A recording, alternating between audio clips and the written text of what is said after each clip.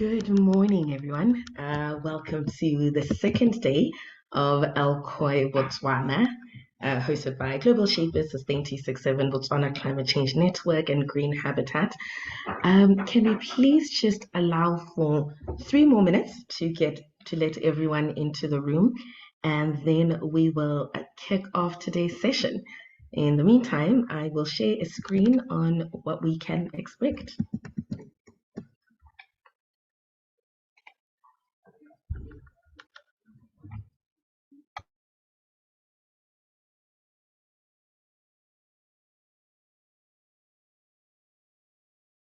Good morning, everyone, and welcome to day 2 of, my hair is not participating, and welcome to day 2 of the local conference of youth on climate change. Thank you so much for showing up again. I think this also speaks to the dedication that everyone in the room has to being a part of this cause and understanding how important the issue is. We have quite a program for you today. Yesterday, we had, I think, 80 people on the call for over 4 hours, well, for nearly 4 hours, which again goes to speak to our dedication to addressing climate change, to all coming together and playing our part. On your screen right now, you've got today's program. We're going to kick it off with Regional Youth Corporation, understanding that we are... Please mute yourself, Deborah Sola. So understanding where we sit on the group. Okay, there we go. And then we'll have one on loss and damage in Botswana, just transitions, ecopreneurship, and green jobs. And then just for a little bit of background on LCOY before we kick off. So the local conference of youth events that are under the umbrella body of YOUNGO being the official youth constituency of the UNFCCC Convention on Climate Change. And through an application system to the LCOY working group, we being Global Shapers, Gaborone, Sustain 267, Botswana Climate Change Network, and Green Habitat were selected to host the very first local conference of youth on climate change in Botswana. And the reason that we applied for this was after many calls of consolidating consolidating youth efforts, two, bringing youth together and youth having a coordinated voice. So this was our effort to contributing towards that. And with the objectives of this, what we're looking to do is our 3 main objectives were one, to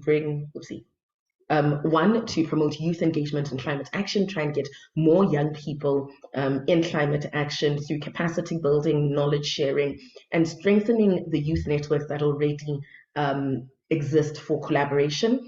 And then we'll also be producing an output document, and that output document will speak to what we as young people in Botswana would like to see in terms, and what kind of support we would like from government, private sector, multilateral organizations. And the fourth one is, I think, civil society. And then our third objective was to empower people within the UNFCCC, young people in Botswana, about the UNFCCC system, so that they understand, one, what it is, and are in a position to take action and be leaders in climate action within Botswana, which we speak to in our theme being enhancing youth leadership in climate action for sustainable development in Botswana. So far, to give you a bit of background, in case this is the first time you're joining us, we've had the LCOY was a 3-part. So the first one, we had a capacity building knowledge webinar, where we had experts in the room, some of them who are negotiators for the Botswana Party under the UNFCCC system, sharing information on some of the agenda items to help us understand this thing that we'll be speaking to. And the second webinar was where we got youth opinions and youth contributions towards the output document. And the third part of it is LCOY, which is what we are at today. Thank you so much to all nearly 40 of you for joining us today. So as we start, before we start with our first presentation, I would like to make a quick call to everyone on the call to please check in. And in your check-in, say hello and where are you joining us from? So which organization are you with, or just if you're not in climate action, what's your area of interest, and additional to your area of interest, where you are joining us from, because we like to think that we've got a good representation of young people in the room. Well, not only young people in the room, but also young people from across Botswana. When we want to say we've got young people, we don't just want to speak to your but those who are in Gaborone and my next door neighbor who's next door, also in the same place. And with all of that, I think we can get started. Encouraging everyone, please do check in, name where you're joining us from and your area of interest. We will now start with our program. Re Lesole, are you with us?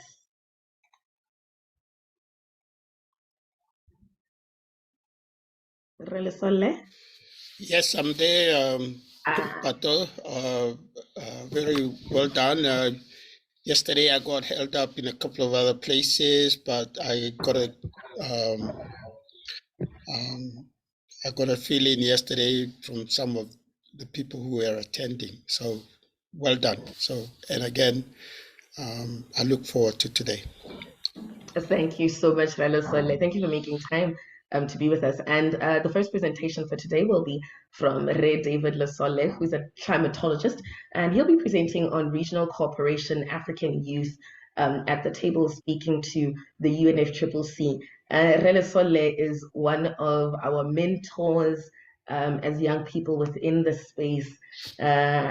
I think the other time he was saying that because every time we always tap into his wisdom because he's so generous. If you need knowledge, if you need to tap into anyone, please definitely connect yourself with Re David Lesole, who also was a negotiator for Botswana and was also a lecturer at the University of Botswana. Re Lesole, will you be sharing a presentation?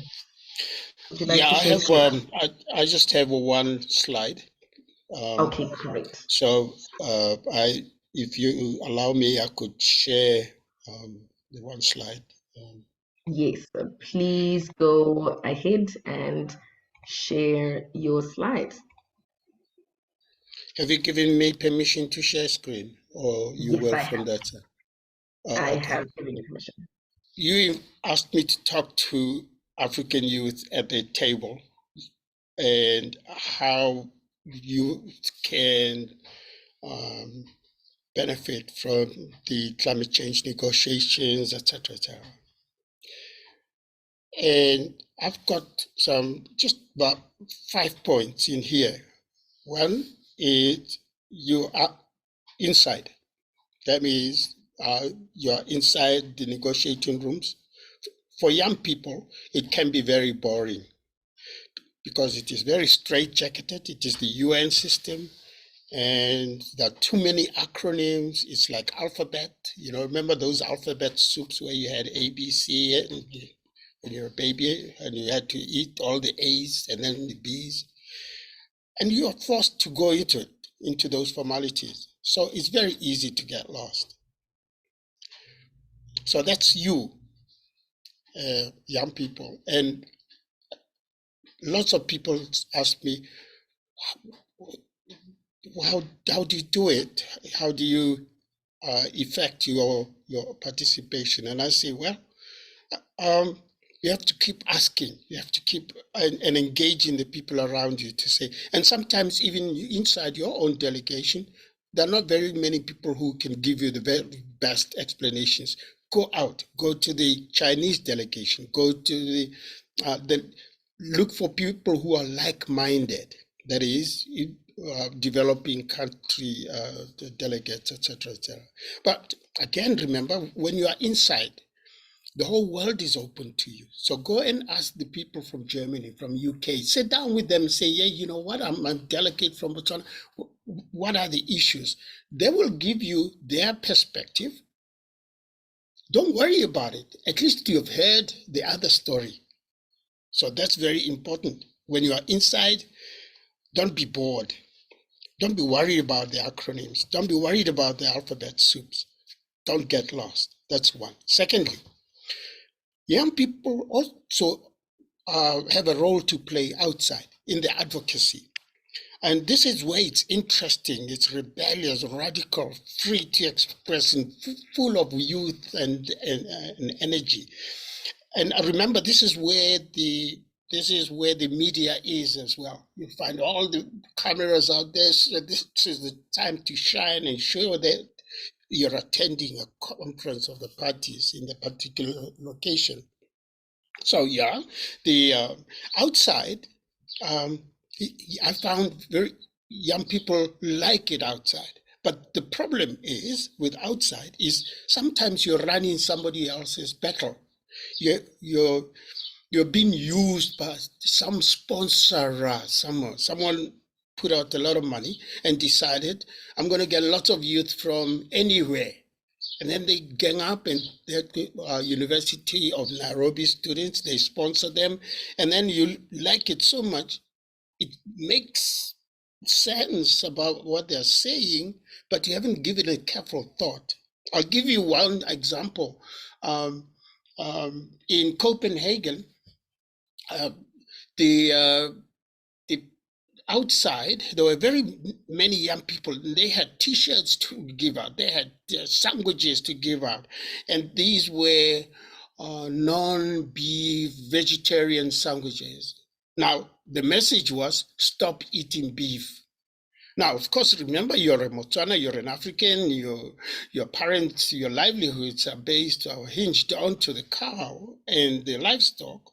And therefore, remember, if you're going to say stop eating beef, you're literally saying cut down the price of a cow, cut down the price of a goat, kill my livelihood. And therefore, it's very careful. While it is outside, remember, hey, give it a careful thought. Are you running your own agenda, or are you running somebody else's, or dancing to somebody else's music? Remember, both are at the table. You have to play your role as a young person inside and outside. One is not better than the other one. Both of them are very, very important. And therefore, you have to be. Why inside is better? Because you have the text, you have the decisions, and that's where you can make a lot of impact. This is where you can say, no. Let me give it a careful thought. And remember, these are 45-minute sessions. So there's no time to say, can I take it back and go and read it? Because you're riding on a train and it is moving very fast. So you have to think on your feet. When you're given text to read, to analyze it. Give it a careful thought. If you don't understand, ask. Because those decisions that you're going to make will have an impact forever on the future generations. Why is the outside okay? Because it is coordinated, sends a correct message, and that's where, again, like I said, that's where the media is. And it is also an opportunity to send the message. So I'm only saying to LCOY as a forum, hey, remember, you can use your mass to still send the correct message internationally about what the key issues are in terms of climate change impacts, what should be done, etc., etc. And remember, finally, you're stronger together. Don't try and go. So, for example, cooperate with youth everywhere, all the time. Go and sit down with the youth from the UK, because sometimes they don't understand. They don't know where the milk comes from. They think it comes from supermarket. They don't know how the cow affects your livelihood, your adaptation, how climate change impacts on your livelihood because of the cow and because of all of these arguments. And therefore, it is important that when you go out there, do your advocacy correctly. Go and make sure, because if you don't do that, then you're not at the table. And if you're not at the table, you are on the menu. Let me stop there, Pato. I hope I've put out some basic thoughts, and I'm willing to take some discussions.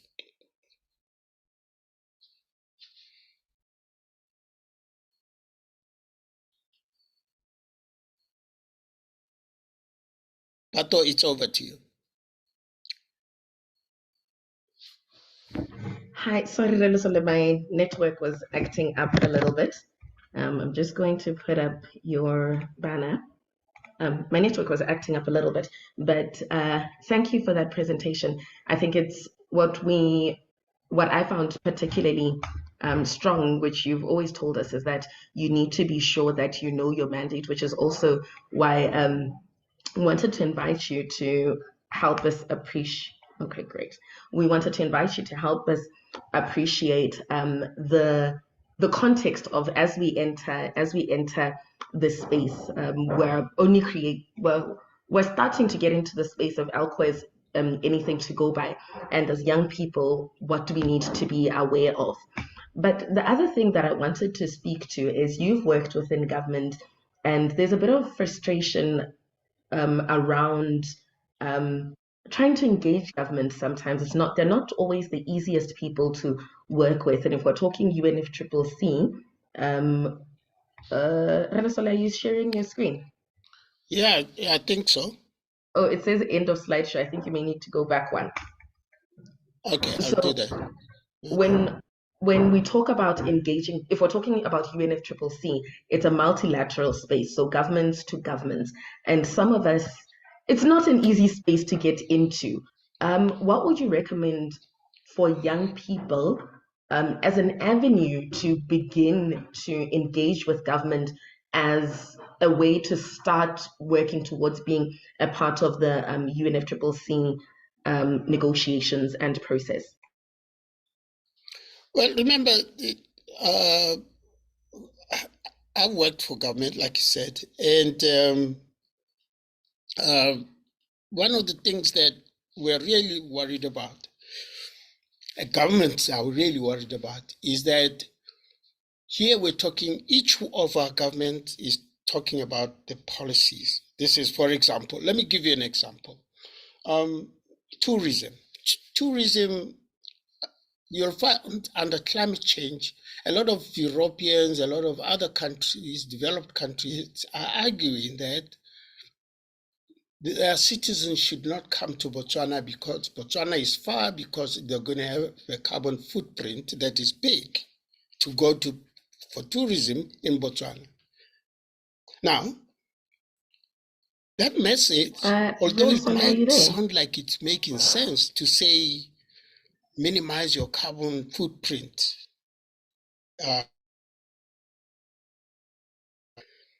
it is not serving us well in terms of the economic impact. And therefore, sometimes when we are, can you hear me? Because I'm getting a message, my internet connection is unstable. Yes, now we can hear you well. Okay. That sometimes it's a matter of trust. That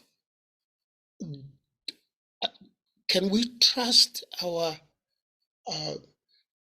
civil society, that they are also backing us? Had they got our back covered? So this is why it is important that, remember, your role as young people, as a civil society, is that you are also part and parcel of the UN system. Ideally, there should never be any decisions made without the involvement of the civil society. Constitutionally, in Botswana, at least, we have that. This is why the consultative mechanism is very important before any policy is made. This is why when we did the climate change policy, we had to make sure we go all around the country to talk to people about it. When we did the Vision 2036, similarly. So it is your constitutional right to come to the table.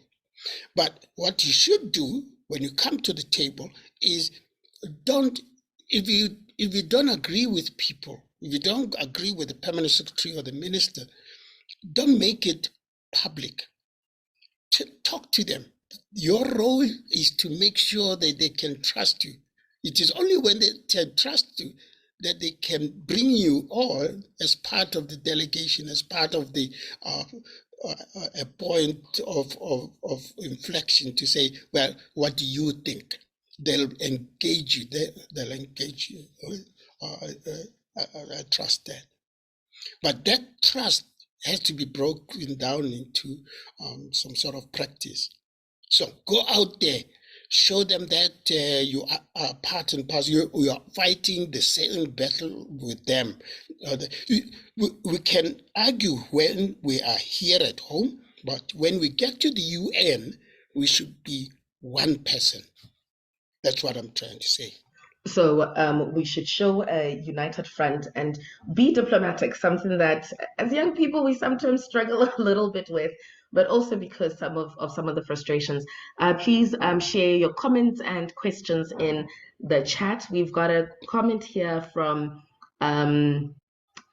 Junior, and Junior's comment is the biggest issue is getting the foot through the door. This leads to the boring agenda against young people. We can do the work and we are interested in the work, but the biggest issue is getting into these spaces that would allow us to contribute positively. Sorry about that. And then Kevin's comment is yes, trust. The government needs to trust us that we are capable and we can deliver. Thank you for those two comments. My second question then was, how do we build that trust? Because currently I know young people who are in this space who have done the work, who sometimes feel like they've earned their stripes in terms of trust. They've said the right things, they've done all the work on the ground, but they still feel like we're not building this trust. So maybe we're struggling to go around, maybe we're struggling to understand what this trust looks like that will then allow us to play on an international platform. Because now, for as long as we're not working with government, we can only do so much. And in that so much, we can only do it locally and in our capacities. How can we go around building that trust with government? Well, let me share one or two things that you could do. Very recently, on the 6th of September, we did very well.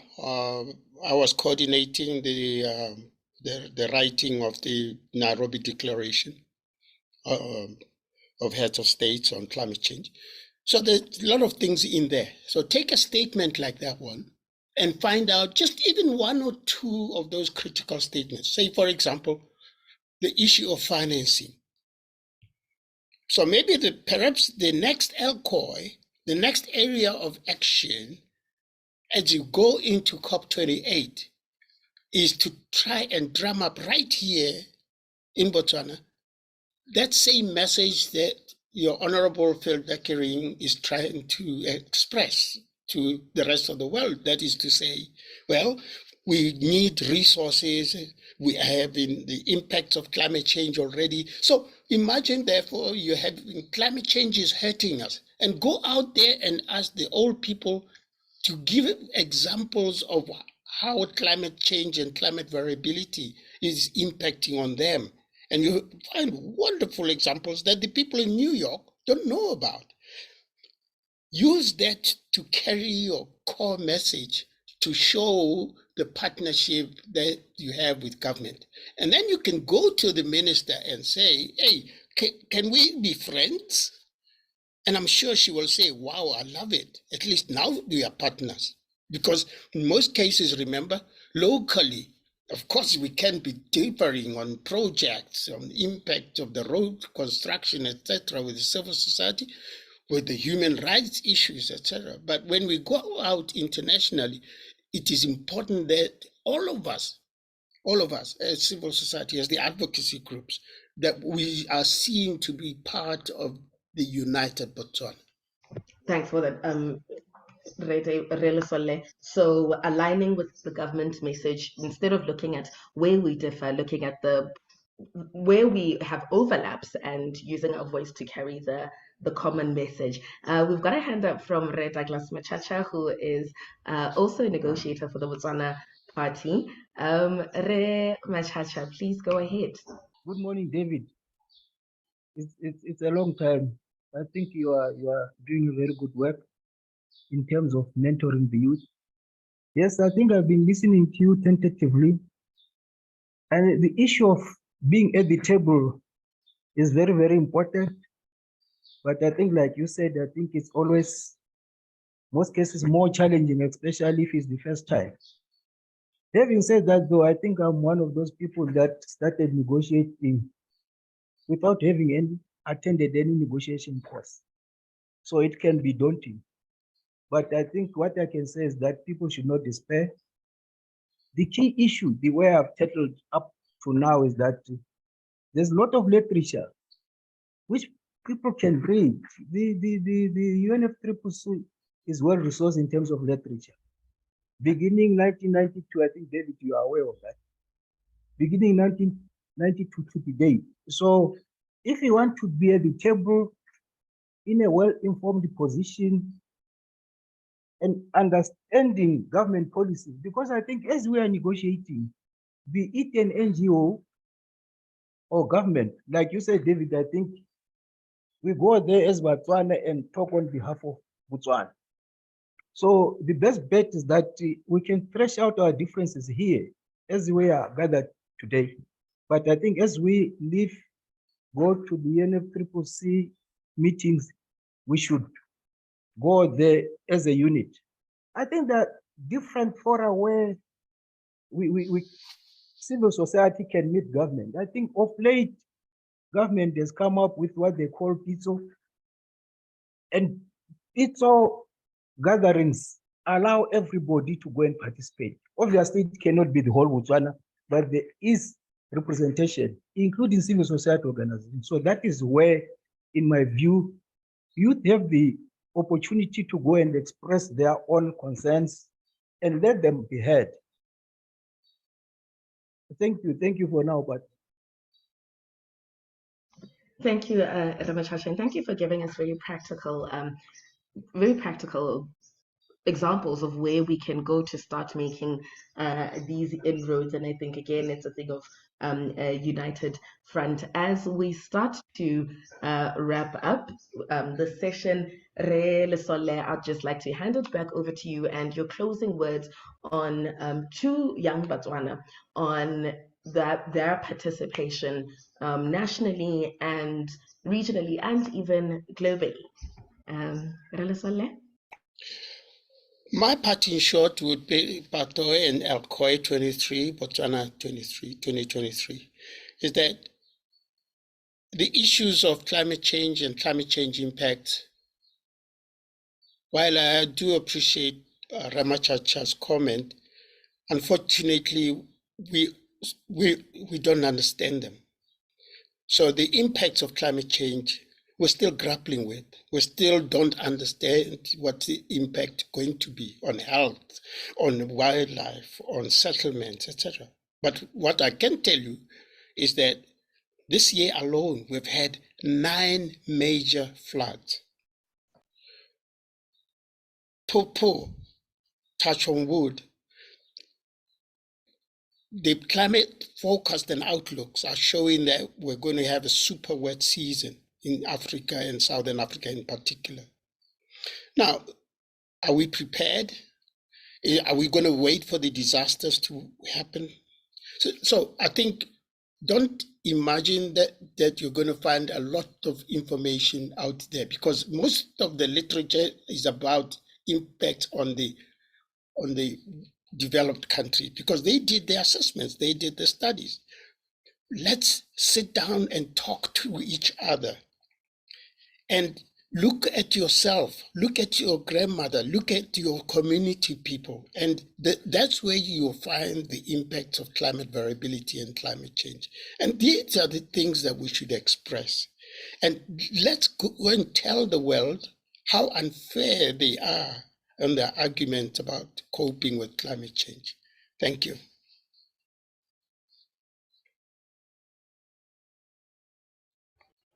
Thank you, Relisole. And that is a great segue for actually our next speaker, because our next speaker is from the, hold on, our next speaker is from Botswana Society for Human Development, and she'll be speaking to loss and damage in Botswana. So the points that Relesole made about how we need to come together and take our voice, take our experiences to strengthen the argument of the continent, to strengthen the argument of the developing countries as we are recognized within the UNFCCC system. The Botswana Society for Human Development carried out an amazing project across the country, looking at how Botswana has been affected by loss and damage.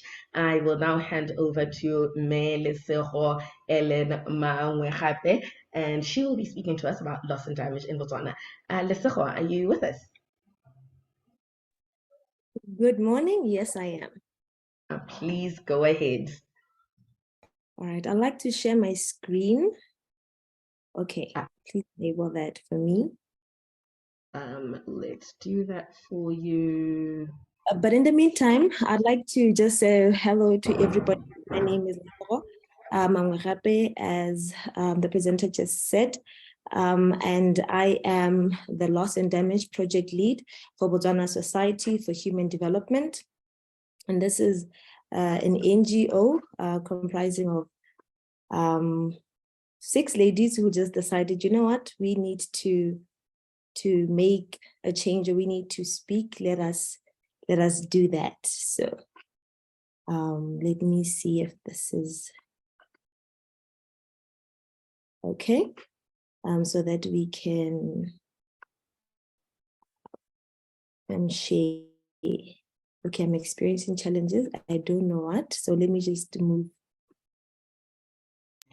When you press share screen, it's giving you a challenge? Yes, because, okay, let me just, let's see. Okay, it's telling me about security and access. Okay, let me just do something quickly. No problem. And in the meantime, while you do that, just going to, thanks for checking in, everyone. Please continue to check in if you've just arrived. We're trying to see how many people we've got in the room and where they're joining us from. Oh, we've got someone from Kampala. Hi, Azama from Kampala. Tumo Ndobatse, thank you for joining us. Ludo Moroka, who is an electrical engineer, thank you too for joining us. Kisego Letele, who's a PhD student in California, thank you for joining us too. We've got some UB students as well. Khomolemo, thank you for making time to join us. And then joining us from Molepolole, good morning, Oabona. Thank you for making time to be with us. We've got Buan in the room. If we're talking agriculture, we're glad to see you in the room, because if we're talking agriculture and food security, we're definitely talking to Buan, someone else from Molepole, Buitepo. Thank you so much. Please do continue to check in Tlotloko Makerere University. Do continue to check in, everyone, and say hello. Lesego, I see you've managed to sort out the screen sharing, and I'm handing back over to you. All right, thank you so much. Yes, like I said, my name is Lesego Mangwegape, and I'll be presenting on the Loss and Damage project, as it was alluded to earlier. So this is basically just results, or just, we're going to have a conversation. It's going to be quite discussive, a conversation relating to, just for us to even share what it is that we found on the ground and what it is that we found loss and damage to be. So your media will probably wondering what exactly is loss and damage.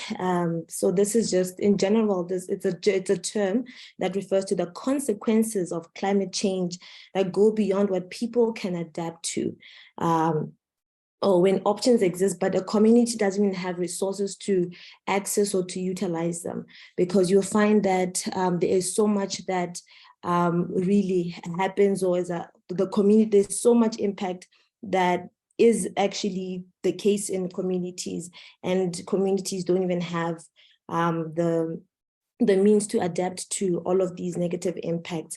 Currently, there's no generally accepted definition for climate, for loss and damage. So I guess even as we continue to proceed, especially with the COP28 coming up, these are the things that will be, I guess, maybe threshed out. And I just want to allude that loss and damages and will continue to harm vulnerable communities the most.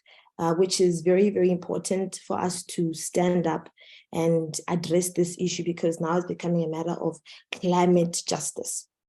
And also, I think it's also important to note that as much as it's agreed, as developed countries have agreed at the COP27 that there's a fund to address these losses and damage, especially in vulnerable nations, many questions also remain as to how that exactly would look like.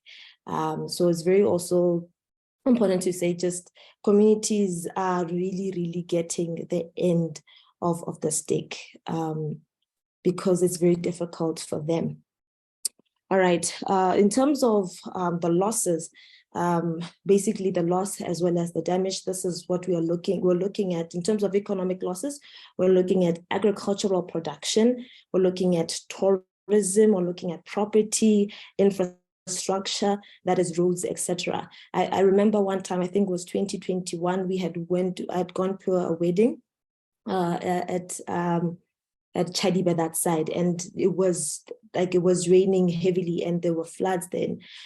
So when we came back, we actually found like pieces of tar having been displaced from where they were originally. So you can see just how much damage that comes as a result of all these impacts that are happening. And then we also have those non-economic losses, and we're talking about life here. You know, people are losing their lives from all these negative impacts, or people are losing their lives from these floods. People's health are affected. I remember, I think Dr. Pagiwa yesterday was talking about, touched on these mental, health impacts, and these include mental health, which was also one of the things that we were looking at in our project, how mental health, how the farmers and how the communities and how are their mental health affected by these impacts.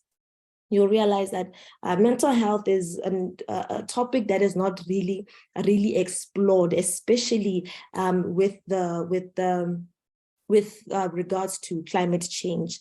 A lot of farmers are talking about how they would be even to develop conditions, as a result of the stresses that they have experienced because of these impacts. We're also looking at issues like biodiversity.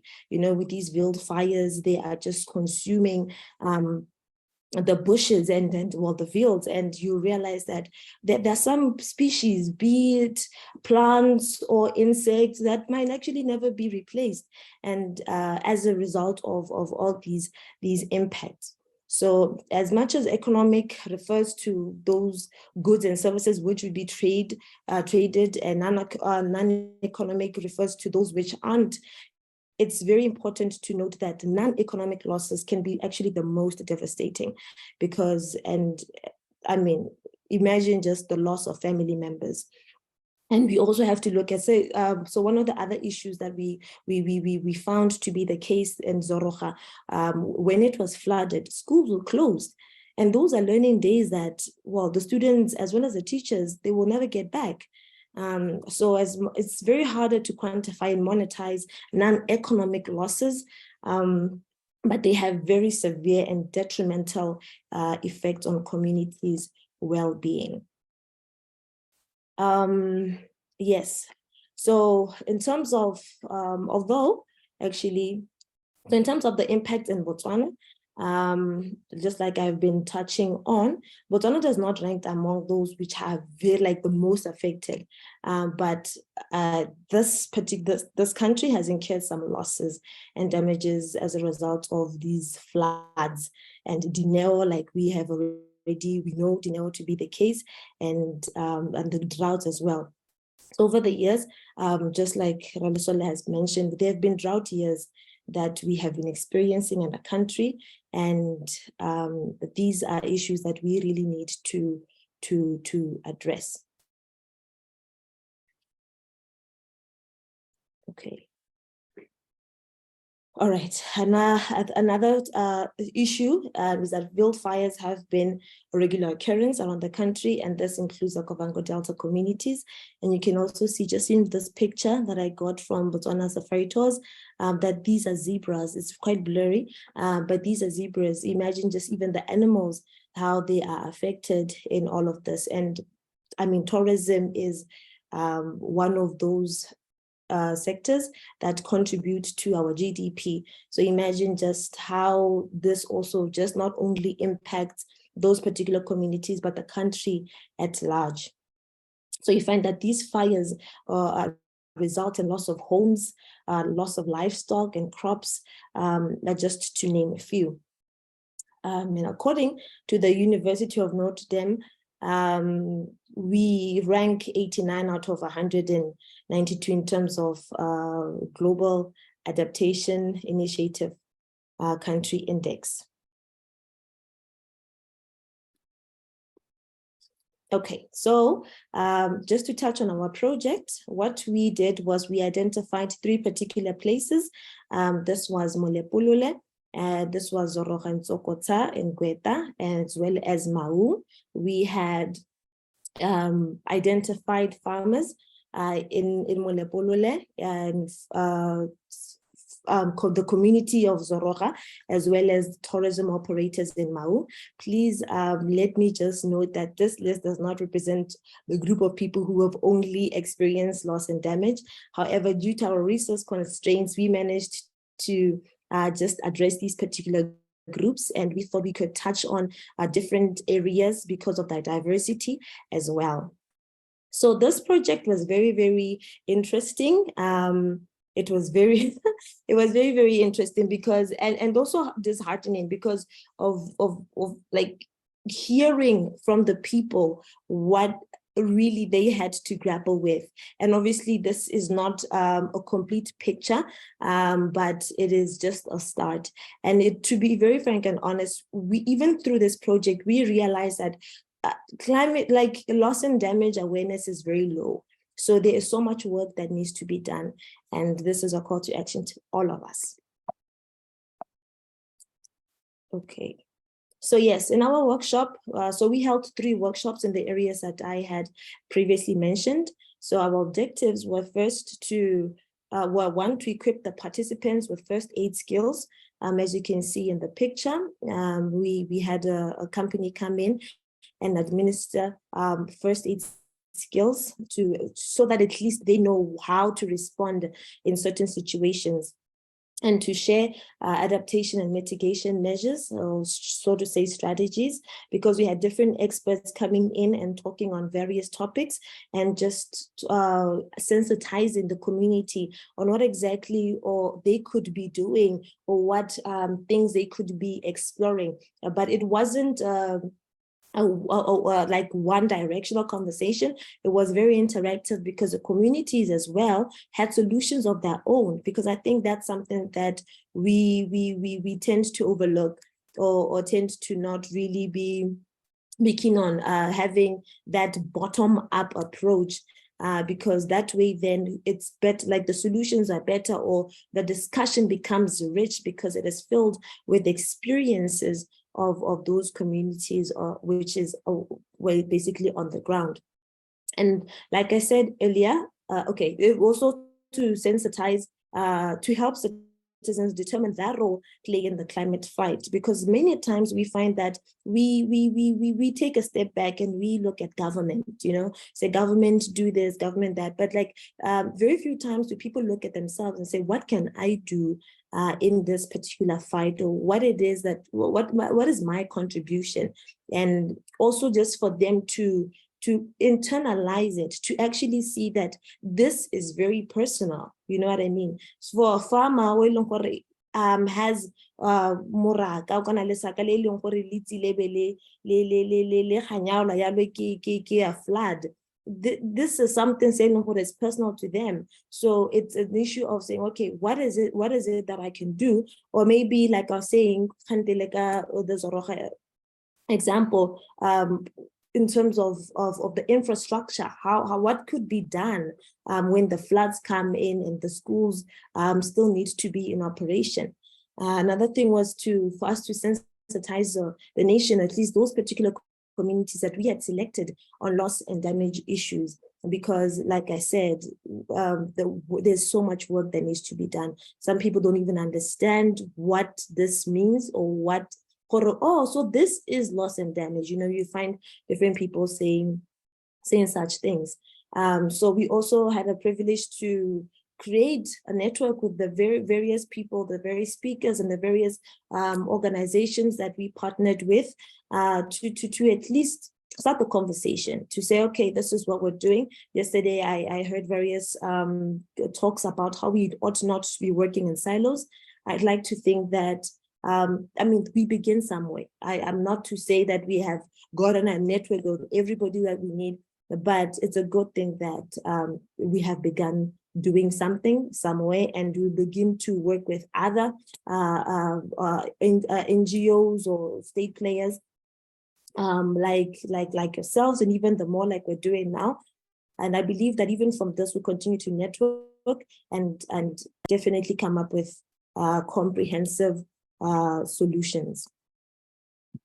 All right, maybe let me just touch on the workshop feedback that we got from our project. Our theme was building climate resilient farming communities.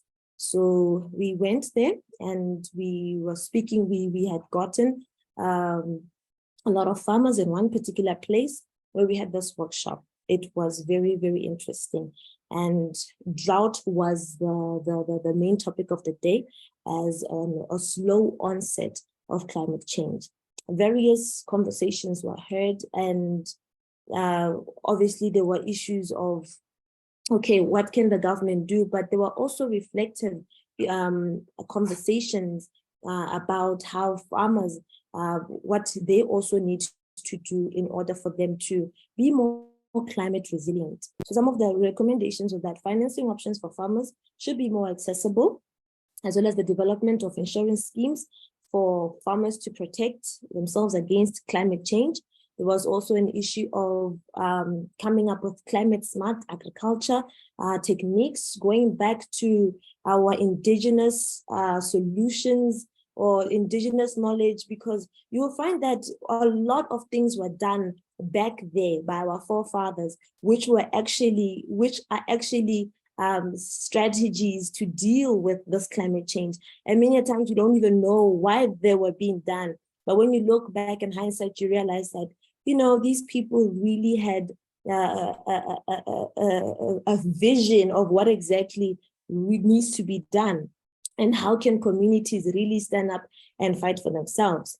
In Zoroga, our theme was remedying declining mental health due to flooding disruptions. So the main topic there was floods, and some of the recommendations were building climate-friendly infrastructures. So this just goes to show, just even in the homes, not even just the schools or anything like that, just even the homes, to say, okay, fine, what is it that, how can we build better? Because these floods are here. But another thing is, how could we be more responsive? Because just like Mr. Laswala also said, these things are coming. There's a forecast of these floods, there's a forecast of all these weather conditions, but how can we be more ready? You know what I mean? So in Mau, the theme there was increasing environmental awareness, fostering climate resilience among nature-based tourism operators. So here our focus was nature-based tourism operators. So we have different businesses, being from the mobile safaris and the lodges or hotels, come in and have a conversation, and how these wildfires affect them, and what exactly could be done. And some of the recommendations there was, we need to diversify. We need to diversify from just what we're doing to having, other products such as cultural tourism, bring people to come and experience our rich tourism, our rich cultural tourism, or have or projects such as agritourism projects as well, have a wellness tourism, when you go somewhere for retreat and then you just take in the nature, the stillness and the peace and the tranquility and the like. So in all of these, the underlying issue that we were looking at mainly was the degrading mental health issues that come as a result of these loss and damage impacts.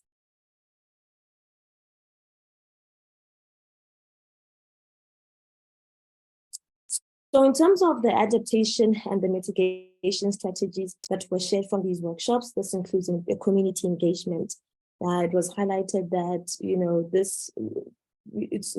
we can't have impact or really have real change if the community is not involved.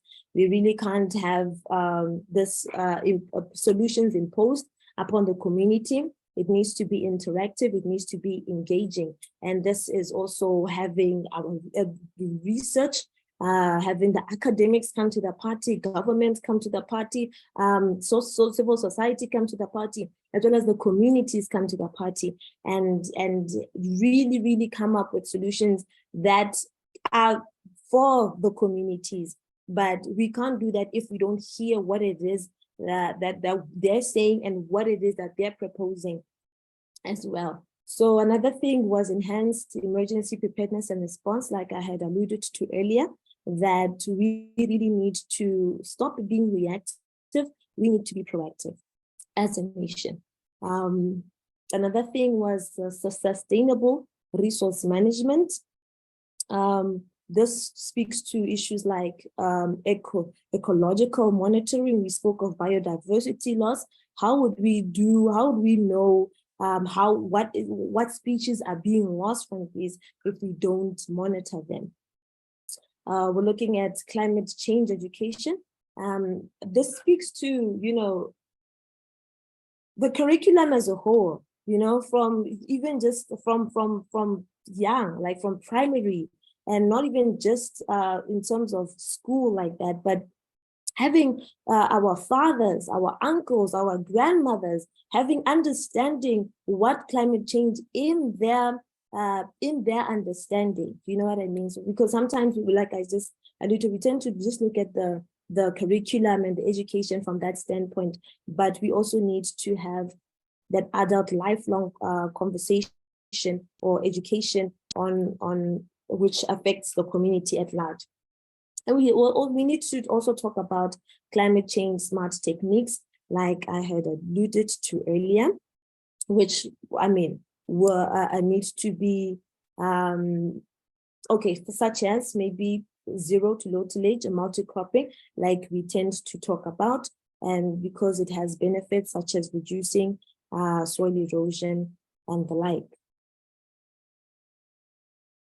So I spoke of very recommendations as I was going on, but others also include investing in loss and damage climate change projects.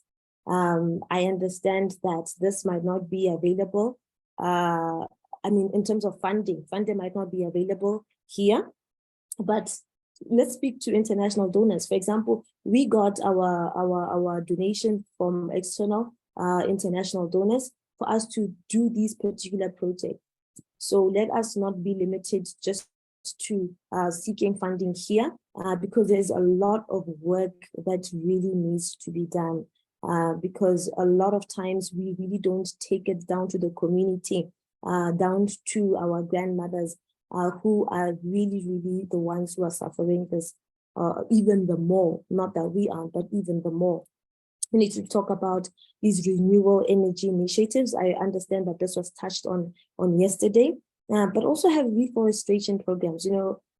Trees are being well, that I mean, just taken or just burned excessively by these wildfires. Let's plant new trees. You know, some of these projects we tend to overlook, but they're very important. You know, we need to stand up in arms, join up with government initiatives such as forestry, get trees there. Let us, as youth, have projects where we're planting more trees and have partnerships. Like we said, we can't be doing this in silos. Come together, work together, as well as even within NGOs themselves, or NGOs and private, and come up with real projects that will really definitely be solving this issue.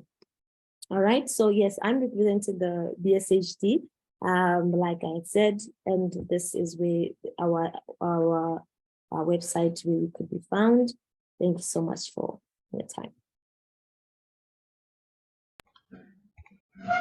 Lesego, thank you so much for that presentation. And I think it really spoke well to what Relesolo was saying about that we need to bring in our voice, and some of the things that you highlighted from the findings that you did through the project really gives us an appreciation, because with us being in the city sometimes and that build up of resilience, then how fragile some people's lives are because of climate change. And in the chat, if you've got any questions for Lesego, please share them in the chat. Do you mind sharing your last screen, the one with your contact details, as we do the Q&A?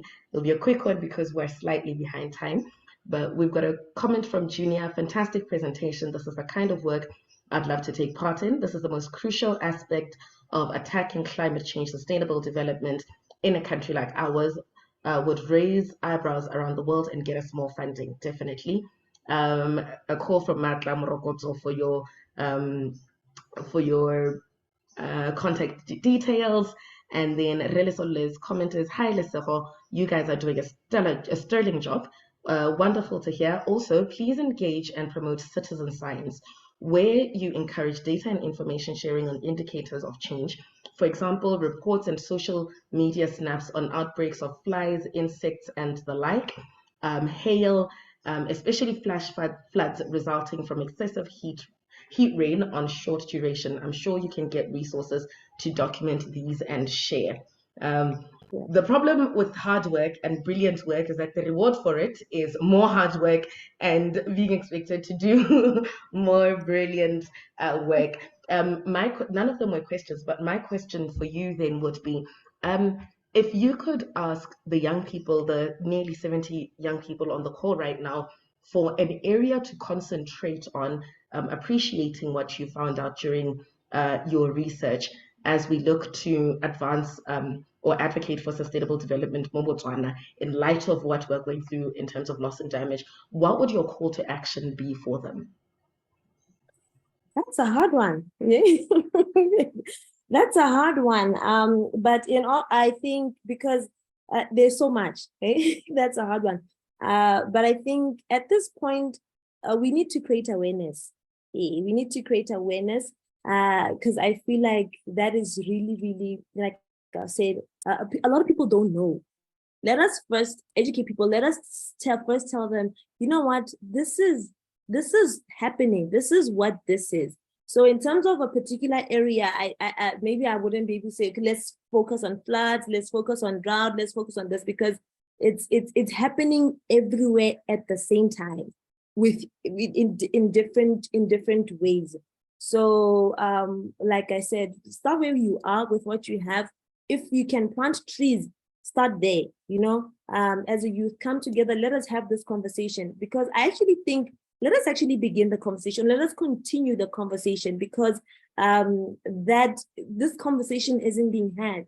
And until we do that, then we'll come up with so much solutions. Then we'll come up with, oh, we can do this. Oh, we can do that. But until we do, people don't know, therefore nothing will be done. So let us continue this conversation to say, this is loss and damage. Come up wherever you are, take up space, talk about it, make noise, and actually also have the support of the important players such as the government to say, you know what, actually, let us do this. The youth are talking so much about it. Let us see what we can do. Thanks, Lesego. So we're going to take two quick comments from Matla and Red Douglas. Please keep them very, very short, and then we're going to go on to our next session, which is on just transitions in Botswana. Well, I'm not sure if it's Re, but Matla. Thank you. Yeah, I am Re. Thank you. I would like to ask Lesego a question, and thank you again for the presentation. You've been saying something that in my line of work, there's a document that I think best addresses the issue of losses and damages, because predominantly what the losses that emanate from, or maybe the losses and damage that have an impact on the sustainable development are predominantly wildland fires. And I know in every district there's a wildland fire management plan. My question therefore is there any way that you have a proper appreciation of the areas that you probably, your Zoroha, your Maung, your Molepulule, that you have appreciated the wildland fire management plans, and have you seen if they are properly implemented and what needs to be done to augment if there is any challenge in their implementation? Thank you. Okay, good morning. Thank Thank you very much, Lesego, for that presentation. But can you clarify something? I think you are holding this webinar because you are going to be, we are preparing for COP28, isn't it? That being the case, the issue I thought we should try and zero on, given that Lesego made a very informative presentation, is that there's a decision that was taken at or made at COP27 in Cairo with reference to loss and damage. So the fund has been approved. Now they are working on the modalities of having people access those funds. So I had thought that one of the issues that we should really zero on approaching COP28 is to try and find out what is it that we can benefit from the fund. The decision reads as follows, if I may. It's saying the aim of the loss and damage fund is to provide financial assistance to poorer nations as they deal with negative consequences that arise from unavoidable risks of climate change, some of which Lesego talked to them extensively. So the issue here is that, yes, we know there are quite a lot of challenges which need financial support, human resource. So how do we then want to see this fund operating so that people like Lesego who are having their organization trying to reach out to the people can benefit? If we can zero in that one and get to contribute at UNFCCC COP28, we might end up getting financial support. I think that's in my view, that's the route we should take and try and concentrate on, because even though we can't all go there, but they will be representative, and that is the reason why we are having this webinar. Thank you. Thank you, Re Machacha. I'll respond to that one. Botle, please keep it very, very short. Yes, thank you so much, Pato, and thank you so much, Lesego, for such a stellar job that BHSD is doing. I think since I was part of the loss and damage workshop series, it's really interesting to learn that even the youth are involved in climate communication and stuff. What I would like to just say is that I think this is also to almost everyone here participating to say, you know, one thing that we forget is how we communicate such kind of information. And I think from the workshop series, we learned a lot on how we package the information and also relay it to the relevant stakeholders. And in this sense, was communities. So it's just to highlight that most of organizations kind of like present scientific evidence without acknowledging or even providing enough information to the communities or rural area or rural people who are most affected by climate change. And I think for me, I feel like what BHSD has done through the Loss and Damage workshop series was to say, you know, we can bring ourselves to your level to be able to relay the message in a way that you are able to understand. So this is just to encourage BHSD to continue doing a stellar job, and as well as other organizations who are also involved in community service or community work, to relay the message in such a way that everyone is able to understand. Thank you. Thank you, Boche. So I'll start with responding to Re Machacha's question, and then I'll hand over to Lesego to respond to them in 2 minutes, and also in there include her conclusion. Re Machacha, on that we should be speaking to COP 28 preparation. Definitely agree with you that it's very important that we prepare for COP 28. But the platform that we've created with LCOY is to try and get young people into the room. So most of the people on the call are not active within the UNFCCC system. There are people who've got interest, there are people who are looking for a way in. And as the theme says, we're looking to enhance youth leadership and climate action for sustainable development in Botswana. Last year, 2 years ago, we had a series called Road to COP26, which is a special space that we had created that was focused on the COP process. And if we can get enough support, then we'll look to create a space like that again. But as the young people who came together to facilitate this space, we're looking at building collaboration, knowledge building, and capacity building for young people within this space.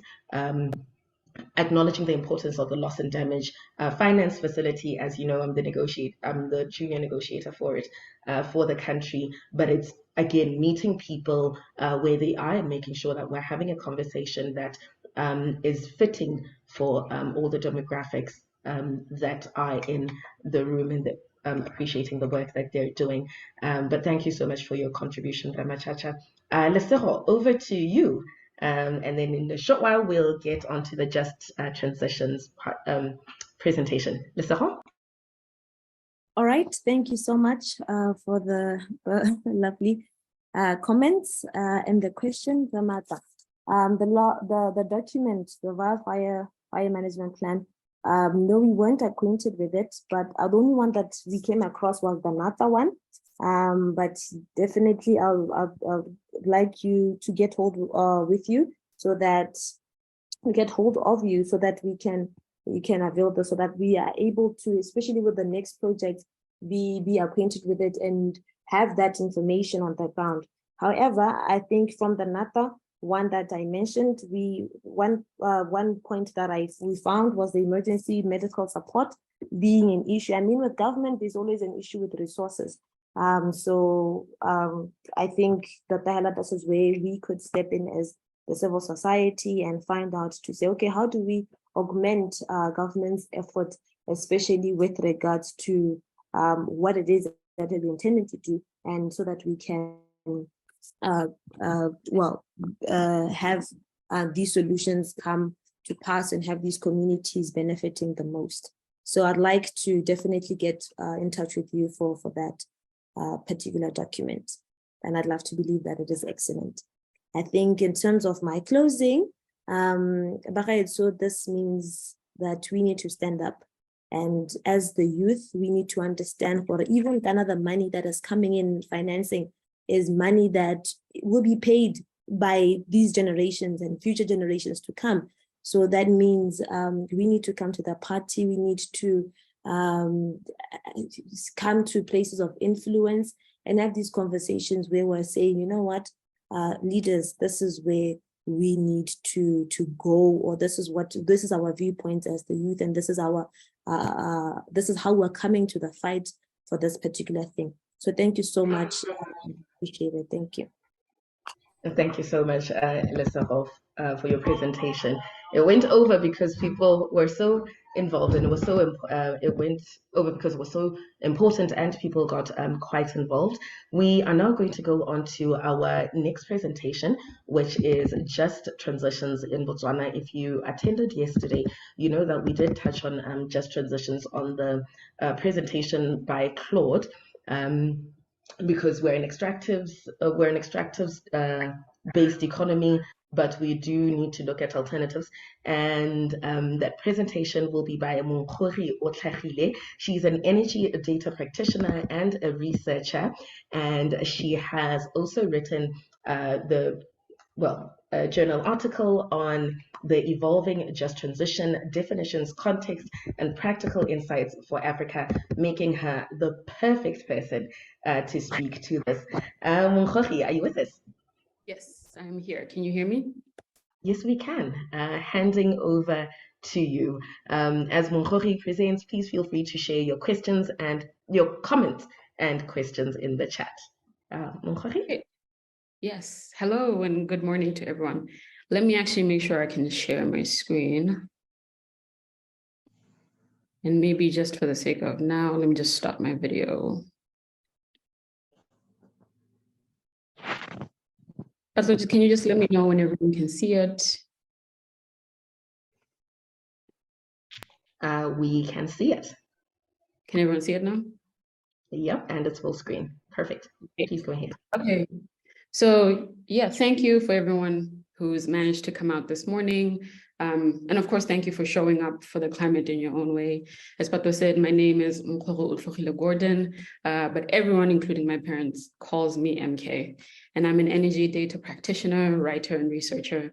And my mentors and myself, we call ourselves research hustlers. And my work has really revolved around getting timely, accurate, and useful data insights for NGOs, for multilaterals, for companies, for media. But today we really wanted to address, or let's say discuss, the decarbonization of African economies, specifically Botswana's economy, across multiple sectors and across geographical locations. Pato said she doesn't just want to be part of the urban youth who solve this. It will take all of us to solve the climate change. And I'm actually joining from Rasesa, so not necessarily rural, but what's called peri-urban. And I'm of course also one of the people who was caught up in a wildfire. So absolutely living this climate change thing.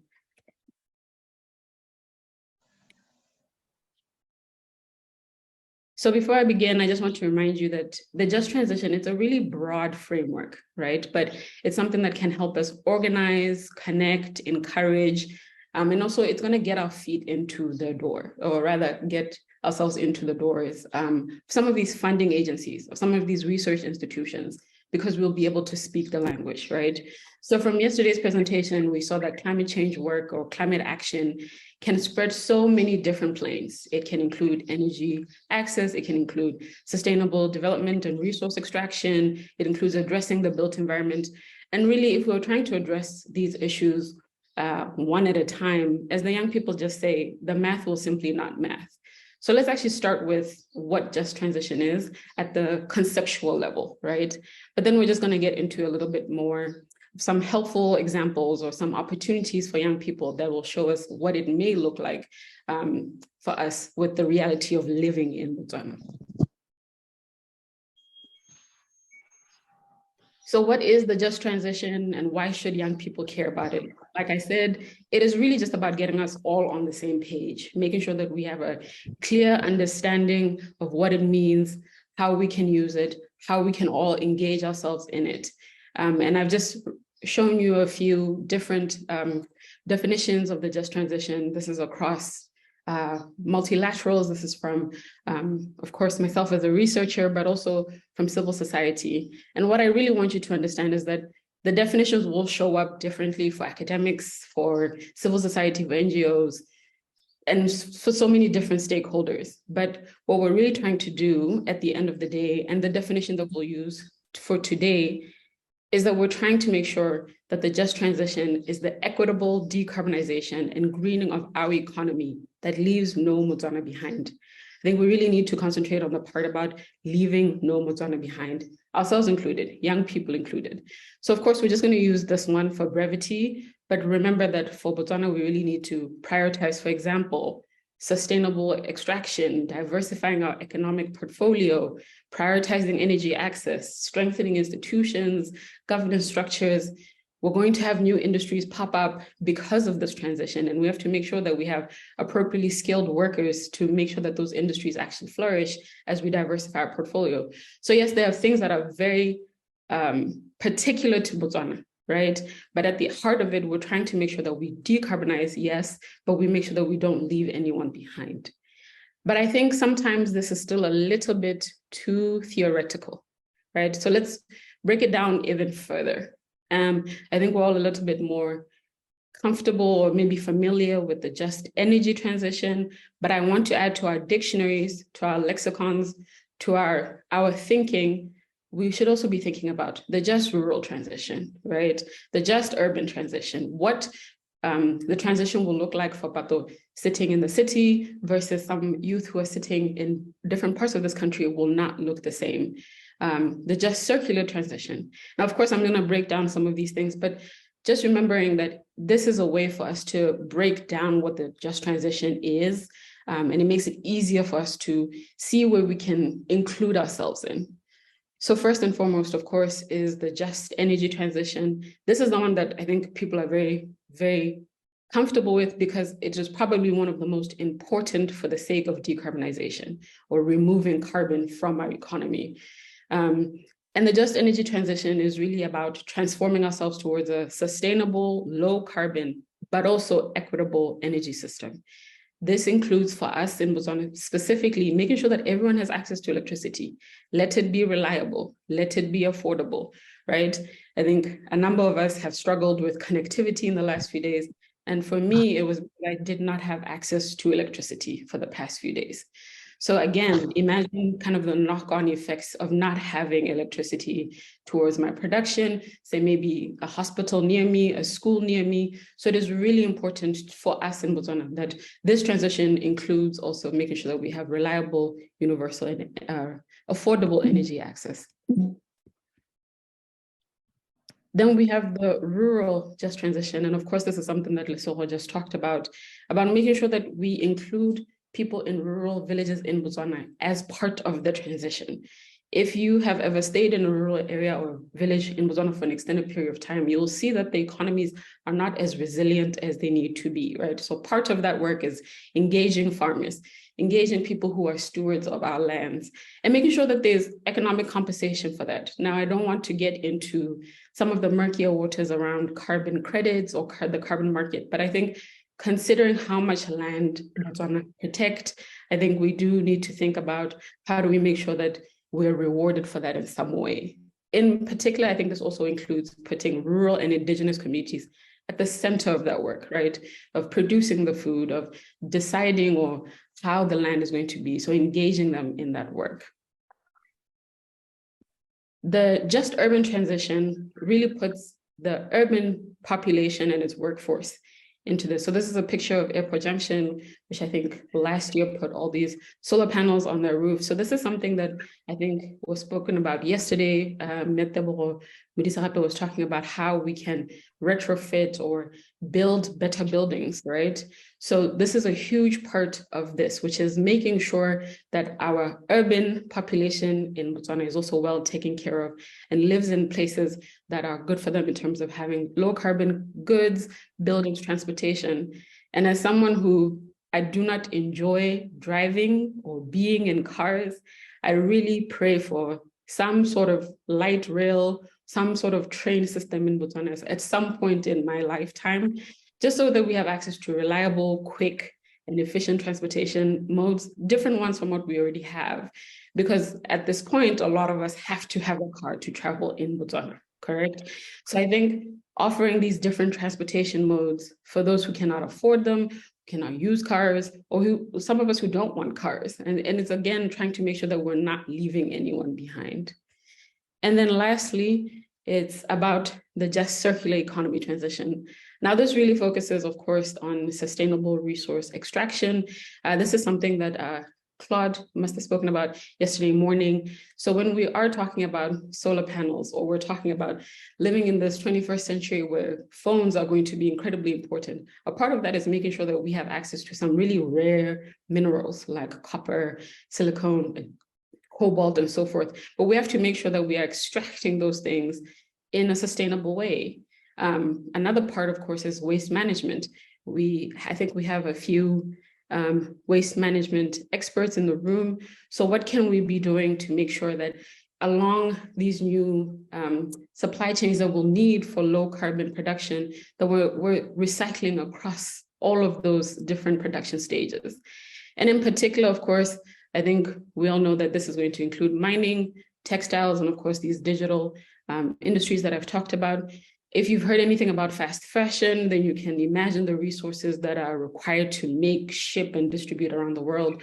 Or if you've ever seen how many precious metals go into solar panels or into our cell phones, then you completely understand why this will be really important to our decarbonization. And of course, I also live directly across from a landfill and see daily how much we could be reusing back into our production systems.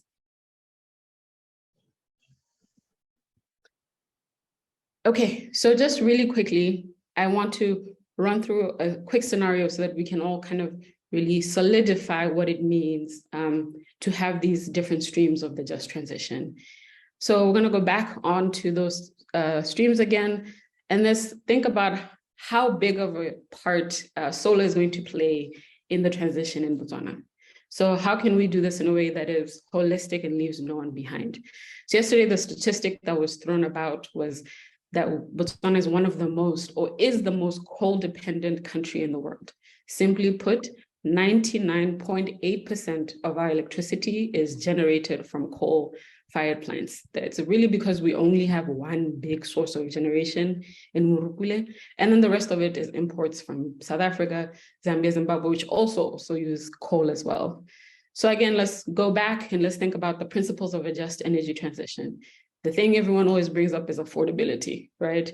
And we always say that solar is just not as affordable as our coal grid. Now, considering the years of operation, the subsidies in place, the expertise in place, I think we would all expect that to be the case. So how about we look into how heavily subsidized coal is in Botswana, all the way from mining all the way to our tariffs. So how can we as young people advocate for subsidy reform, for example? Right? That would help with the affordability of coal. And if maybe it's not a direct subsidy, how could we include some additional tax cuts so that solar companies can be competitive? I think that's a way that we could be increasing or speeding up the transition. For those of us who are interested in the just circular economy, the waste management experts in but I think we can still hear you, so maybe you might need to mute yourself. Wasn't me, but I did manage to meet the person. Oh, sorry.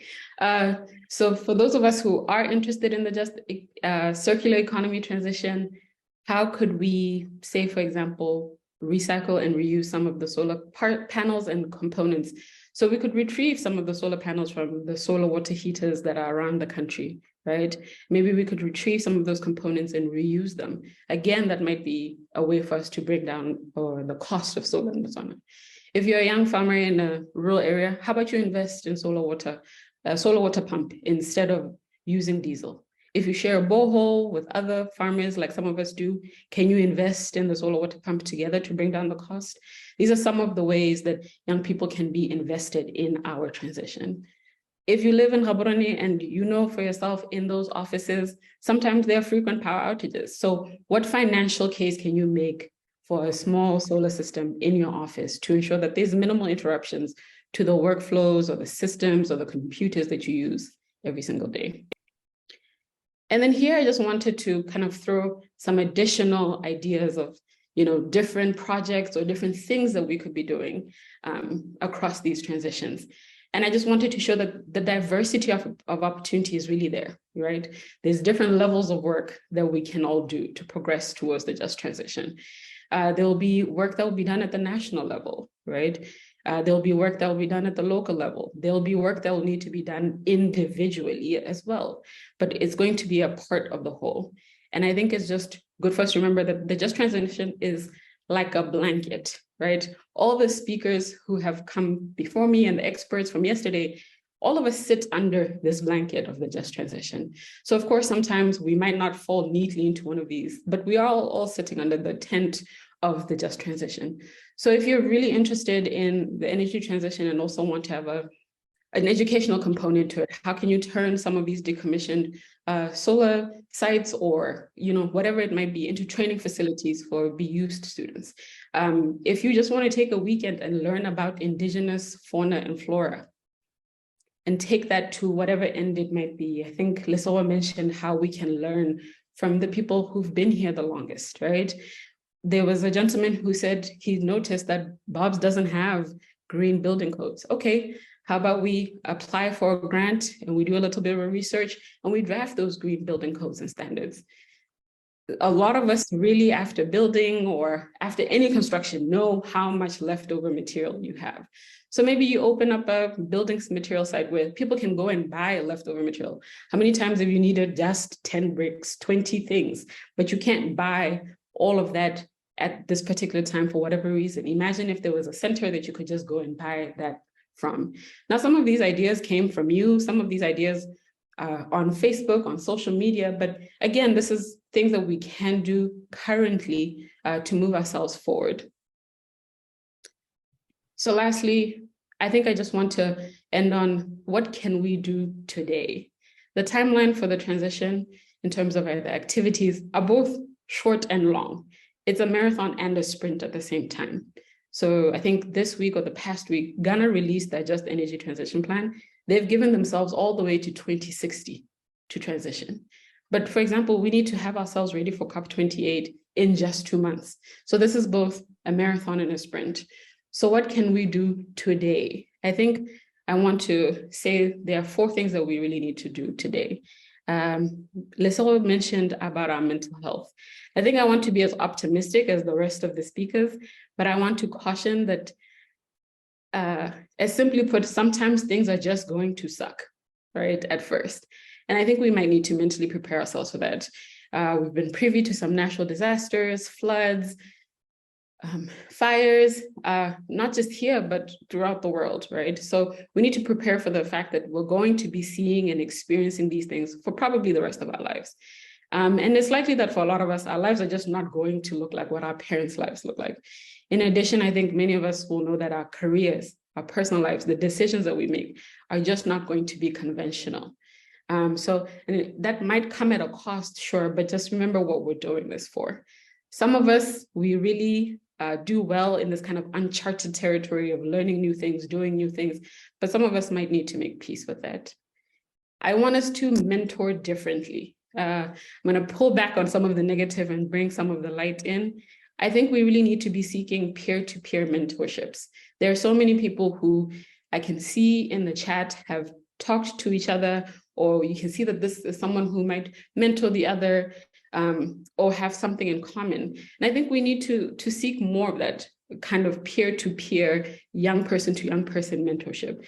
Now, I do think older mentors are superb and their wealth of knowledge, but just thinking about how quickly the world is changing, how this ecosystem is growing and changing, what I'm really suggesting is if you're 25, seek mentorship from someone who's, say, 29 or 30, or in addition to someone who's 45. One of my best mentors is only 5 years older than me, and it's made a huge difference in my life to see the possibilities available to me in the climate space at a very close time horizon, right?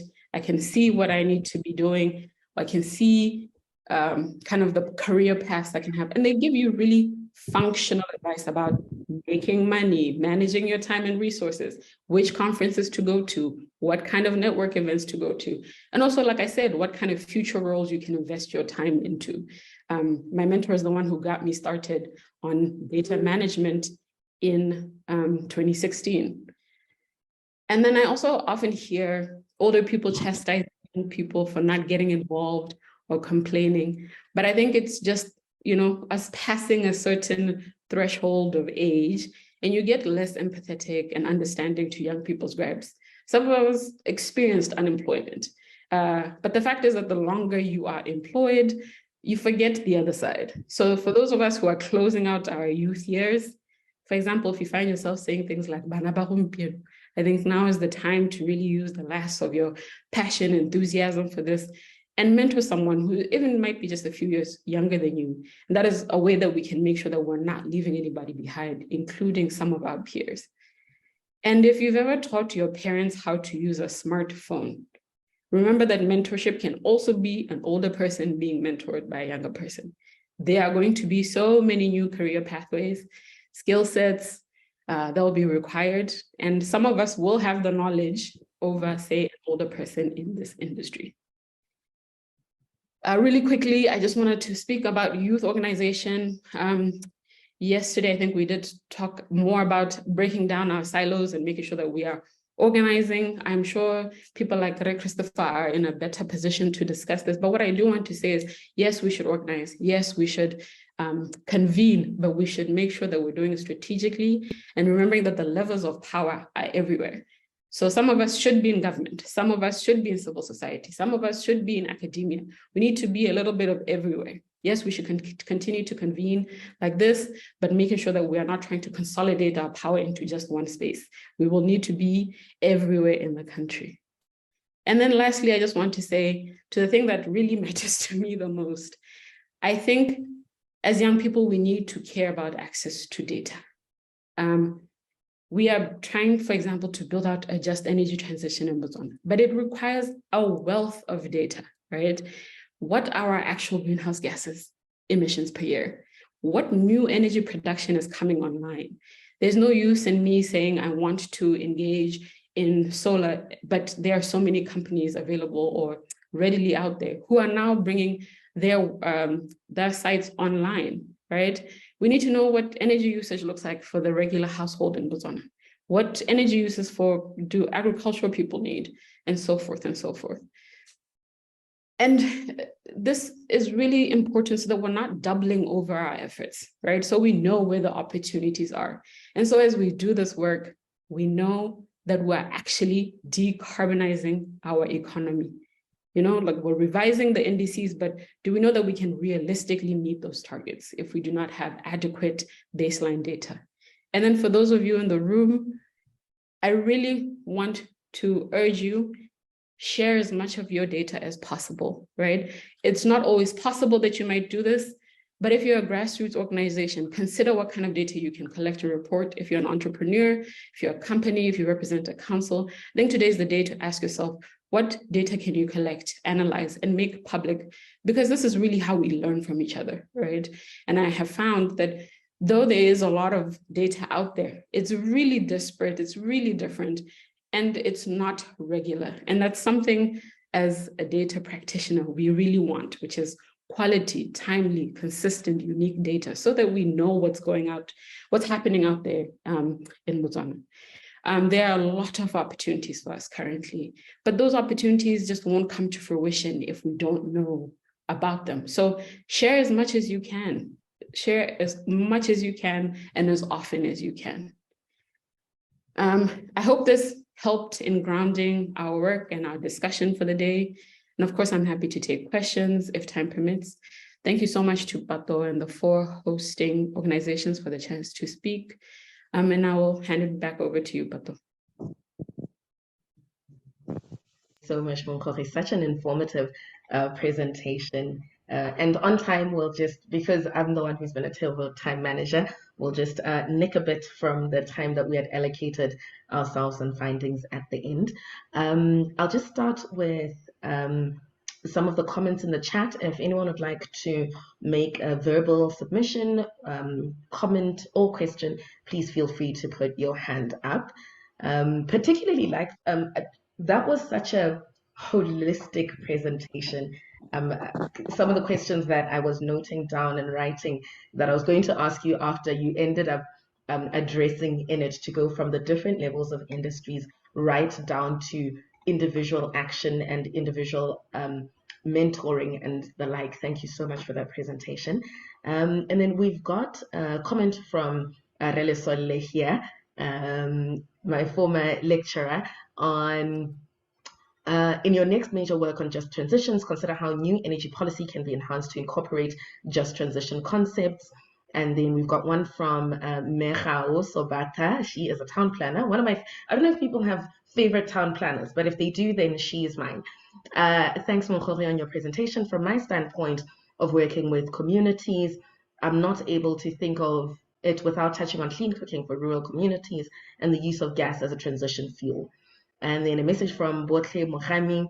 I personally need further information on how economic compensation for communities that protect and restore critical ecosystems can be of benefit in our mitigation strategies. It speaks to me. So you struck a chord with Botle.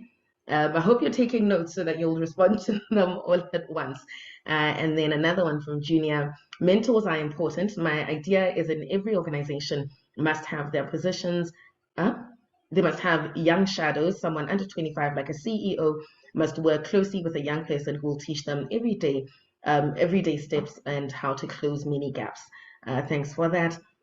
And then another one from Botle, excellent presentation. I'm curious about your thoughts on the growing use of biomass energy.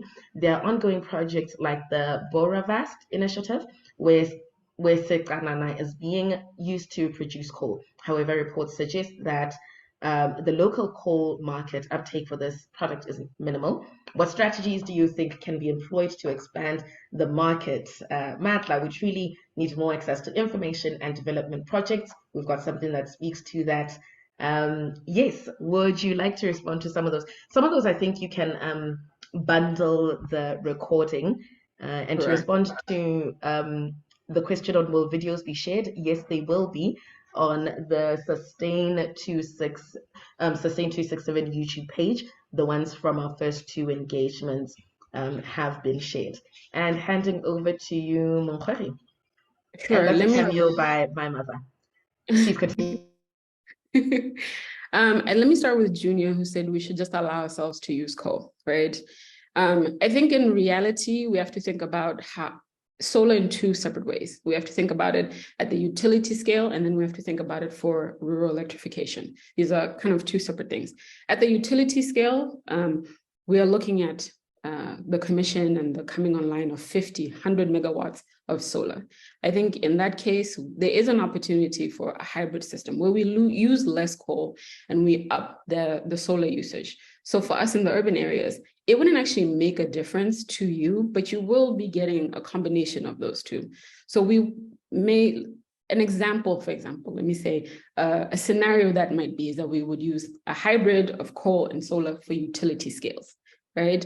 In the rural areas where it is really expensive to put in BPC lines or distribution lines, yes, I think solar and other decentralized products are completely the right way to go. Again, remembering that use of those systems has to relate to what people actually want to use in said villages. Again, that's going to take some time and a little bit of scoping, asking communities what they actually want. So I don't agree with the urban areas just going to have to use coal. I think there is an opportunity for us to reduce how much coal we're using. In terms of clean cooking, this is one of the areas that I have done some research on. I think, of course, we know that we are in a high inflation mode in Botswana. So people are going back to biomass over, say, LPG. Instead of using gas, we're going back to biomass because of the nature of the economy that we're sitting in. So I think it was Botle and someone else who discussed clean cooking. What can we do in the interim when we are in this high inflation mode where our economy is not as strong as it used to be, where the buying dollars or buying bula is not as good as it used to be, to make sure that rural communities have access to clean cooking that is not as costly as, say, gas? Does that include putting more subsidies on LPG as a transition fuel, as Sobata, Ma Sobata, I think, had mentioned, or does that include completely new modes of clean cooking? I think in other parts of the country or the world, specifically in, say, Kenya, we've seen them using pellets that have been made from dung, for example, or even we're focusing more on the efficiency of, say, the stove instead of focusing on the actual fuel. So I think there are many points of intervention for this. Again, it will require talking to communities. Cooking is a cultural thing, right? So we can't just assume what people will need and want in this case. I think maybe, Pato, for the sake of time, some of these, maybe if I can respond to them directly in the chat, I really do appreciate it. Everyone, my contact details are here for those of you who are interested. I can also be found on Twitter. And then, Pato, if you'd allow me, could I just have 2 minutes to do my last little piece? Before you do your closing, may I please invite in a comment from Re Gopolang. He's the chief meteorologist at the Department of Meteorology in Botswana and the lead negotiator with the UNFCCC for the Botswana government. He's been here for 2 days now and hasn't said anything, but your presentation motivated him to speak. So I think let's give him a minute. Re Gopolang, thank you for joining us. Thank you, Pato, and good morning, colleagues.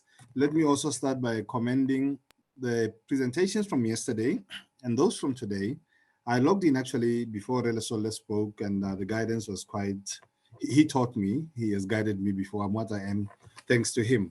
So I wouldn't want to go to what was spoken before. Let me just go directly to the just transition as MK presented. Colleagues, just transition is, as you are aware, it's a new concept, but then it touches on a lot of things. When you mention just transition, there is the issue of job losses, which I think Monkori did touch on, to say the job losses, and then you have to also bring in the unions, because I get when with job losses, the unions come into play, and I want to know to extent what as the youth, as the future, you need to engage at that level. I'll also give an example to say, in Botswana, there are discussions with some of our unions, mine workers unions, because of the fear of the job losses, to say how do we then safeguard those jobs. And also you did mention issues of skills, to say skills that are desired for future interventions as we develop, as we move forward.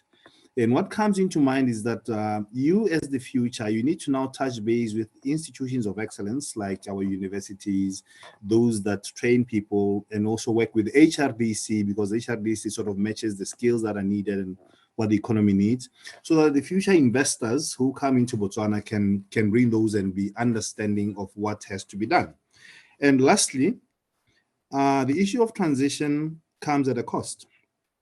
And you did rightly mention that our NDCs have to be monitored, revised, and submitted.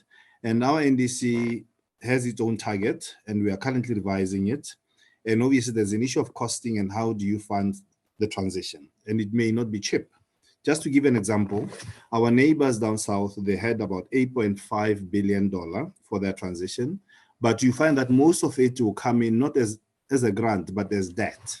So you also want to now to engage the right stakeholders as the youth to say, well, how do we then frame it in such a way that is not heavily coming as debt, because you don't want to be indebted when we try to address climate change, which you did not cause. And of course, you open up to exploring opportunities that are available out there, especially financial institutions, your MDBs that have to be reformed to be able to support transition in our part. But all in all, I think you did very well, Munkohi. This is a very wonderful presentation. We'll be touching base with you from time to time to see how your work evolves. And I mean, the guidance from Brother Sol also was to say your future work should involve what he articulated is also quite interesting. And thank you once more, and good luck. Thanks. Thank you so much. I do touch more so on climate financing, what that would look like, concessional loans, for example, grants. And then also, let's not forget that, yes, our neighbors have been given, I think now it's 8. Was I audible? Yes, you were audible. I think, yes, South Africa has been given 8.5 billion, but when they've actually planned it out, put out the money and actually thought about it, it's coming to almost 10 times that, right? So I think we also have to be really strategic about what kind of loans or what kind of financing, what kind of grants we go to, because it is simply that nameplate amount that we think it will cost over, say, 40 years to do a just transition will always be much, much more. And like you said, we do not want to be stuck, especially in terms of loans and the percentage interests. We don't want to be stuck in that for, say, 20 to 30 to 40 years. But just really quickly, because I'm looking at the time and other people need to present, the last thing I want to say to everyone is I want to give you a little bit of homework. We talked about this this morning. We talked about it yesterday, but as technical people, as non-technical people, I think I want to challenge us all to be better science communicators. One of the things that one of my supervisors used to say is, everyone has to get it so we can get it. So what I want to do is I want to challenge you to explain your fields or your interests to a child. Explain it to someone entirely in another language, in Segalaka, in Botswana, to a friend in whatever lingo that you use, to someone who is not in your sector, right? Using, say, metaphors from their profession. How would you explain what climate change is to a chef at Avani?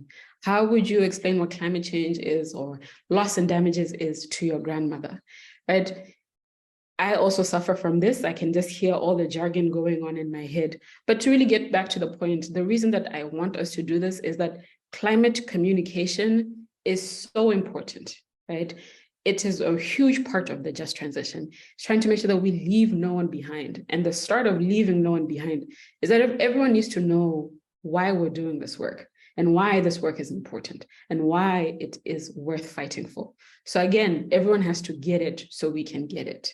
And with that, I think I've spoken enough. I'll try and answer some of the questions or some of the notes in the chat. Thank you so much, Pato, again, for allowing me to do this quick presentation. Mohori, thank you so much for accepting the invitation. That was very, very insightful. And you even gave us homework. Are you looking into being a lecturer? You're the second person to give us homework today. Relesole has been dishing out homework to every presentation, and now you've given us homework. So if I think there may be space for you to do a thing there if you're looking to go into lecturing. But thank you so much, Monkori. Our next speaker, we have a brilliant entrepreneur in the ecopreneurship space. I'm just going to go over to our slide. There we go. A brilliant young lady who is in entrepreneurship. So of course, if we're going to talk about entrepreneurship, she's the obvious place to go. Her name is Lindiwe Modise, and she is the founder and owner of Green Loop Environmental Consultants. And she'll be speaking to us on entrepreneurship, ecopreneurship within Botswana for young Botswana, as we've got a big unemployment crisis. As you know, a lot of us are being encouraged to go into entrepreneurship, but how do we do it better? How do we do it in a way that, again, going back to our theme, advances sustainable development in Botswana? Because if we're going to follow capitalism as it currently exists and business as it currently exists, it got us into the problem. Highly doubt it will get us out of it. Lindiwe, are you with us? Lindiwe? Morning, yes, I am. Great. Please go ahead. Would you like to share your presentation? Yes, I would like to do so. Just a second. Great. And in the meantime, while you share your presentation, there have been questions about, will these be shared? We will share them again on the Sustain 267 podcast. Sustain 267 YouTube page. And then on top of that, we will also share the presentations in a newsletter. If you are here, that means you signed up to be here via email, and in your email we will gift you the presentations and some of the documents that have been spoken to. Lindiwe, over to you. All right, Pato. Good morning, everyone, and thanks for inviting us, Pato. I'll keep on saying us and we because I'm no longer me as my own. I have a team that I work with, and as introduced, my name is Lindiwe Modise, and I am a scientist by profession. I hold a MSc in environmental management and a BSc in microbiology from the Kazan State University. So I studied for about 8 to 7.5 years in Russia. So that's why I get a lot of my knowledge when it comes to sustainability or measuring my qualifications. And whatever I speak or share with you is aligned with legislation and policies due to my professional field. Okay, so looking at the overview of what I'm going to discuss today, I'm going to give an example, right? Because I was given a topic to talk about youth in the sustainability or climate change business. So I guess what I'm doing right now is the perfect example. So I'm going to introduce the company, which is currently operating in Botswana, to let us know that it is possible to introduce a sustainable profit-making company in Botswana. It is challenging, but we'll get somewhere one day. And I'm going to introduce myself as well, as I've already done a bit, as to how the journey has been in Botswana, where the access market is, where the gaps are, where the potential is for a lot of us that are seeking jobs or seeking to start business in the sustainable line or journey. I'm going to highlight the need for more sustainability experts and professionals in Botswana in the market, and how businesses right now, even the FDIs, I can see someone from CEDA here, can try and fund more green projects to expand the journey of sustainability in Botswana. I'm going to touch base on national sustainability and ESG gaps that I've come across during my time as a volunteer, as an employee, and now as an employer. And then possibly just encourage on what are our next steps as youth who would like to embark on the sustainability professional journey, because I get a lot of requests on LinkedIn or Facebook, people asking, how did you get there? What qualifications do I need to get for me to get there? But also experience is very important. So who are we as Green Loop? So basically Green Loop is a combination of strategic partnerships. Sustainability is all about partnerships for us to try and transfer skills from one person to the next. So as consultants in the environmental field, we are the people that implement the tools that I developed. We implement the policies and we try and identify gaps in policies and to see if a market is ready or not to adapt to such principles that we would like our country to align ourselves to. So that's me there. Like I said, Kenalindwe Mudise, and I have over 7 years of experience. And I started my environmental profession with a company called Hatfield, the Canadian company. So I was mentored by a gentleman called Simon Hughes from England, and my former supervisor, Rudy Hentermeister, he's from Canada. So they were based in Botswana when I started working, and that's where I got to learn more about sustainability, about the ESG frameworks of how Canada does them or develops them, implements, and what gaps are there and how we can introduce them into Botswana. And that's where I started working with BDC through Hatfield for the ESG strategy. So I've already mentioned my qualifications. I studied abroad, and right now I am the chairperson for the Botswana Environmental Assessment Practitioners Association. We basically advocate for sustainability and, well, it advocates for environmental protection, but I'm trying to move it to advocate for sustainability. And I also sit on a board. I sit on a board, the Botswana National Olympic Committee as the sustainability expert as well. So it's something that Botswana is trying to do from the national point of view. I sit on the BOBS packaging board as well to advise on sustainable packaging and how Botswana can transition towards eco-friendly packaging. Yes, and we have our international experts from Switzerland and Italy that we work with when we're developing strategies, sustainability strategies, just for the transfer of international skill and for them to keep us up to date what's happening internationally. Okay, so Green Loop was established in 2019. We're based in Gaborone, Botswana. I started this operation from home. I used to write articles with my dad. I volunteered 11 free articles to the Business Weekly for 11 weeks, just to bring out the logo, just to familiarize the marketing with people that were here. I actually started this business after I got retrenched. I've only worked for 1 year and 8 months in my life. And no one could absorb me because I was highly educated and I didn't have much experience as most people wanted. And most importantly, the position I wanted in Botswana was not there. So I needed to create it for myself. My dad is a scientist as well. So support is very important through this journey of entrepreneurship. So he encouraged me to start business, and Tara, you won't be the only person to start this without a penny. Because people always ask me, how are you still doing it? Support is very important, especially from family. So yes, I'm the sole shareholder in this company. It's youth, of course. I'm 31. My youth phase in about 4 years. Female-led, 100% locally registered company.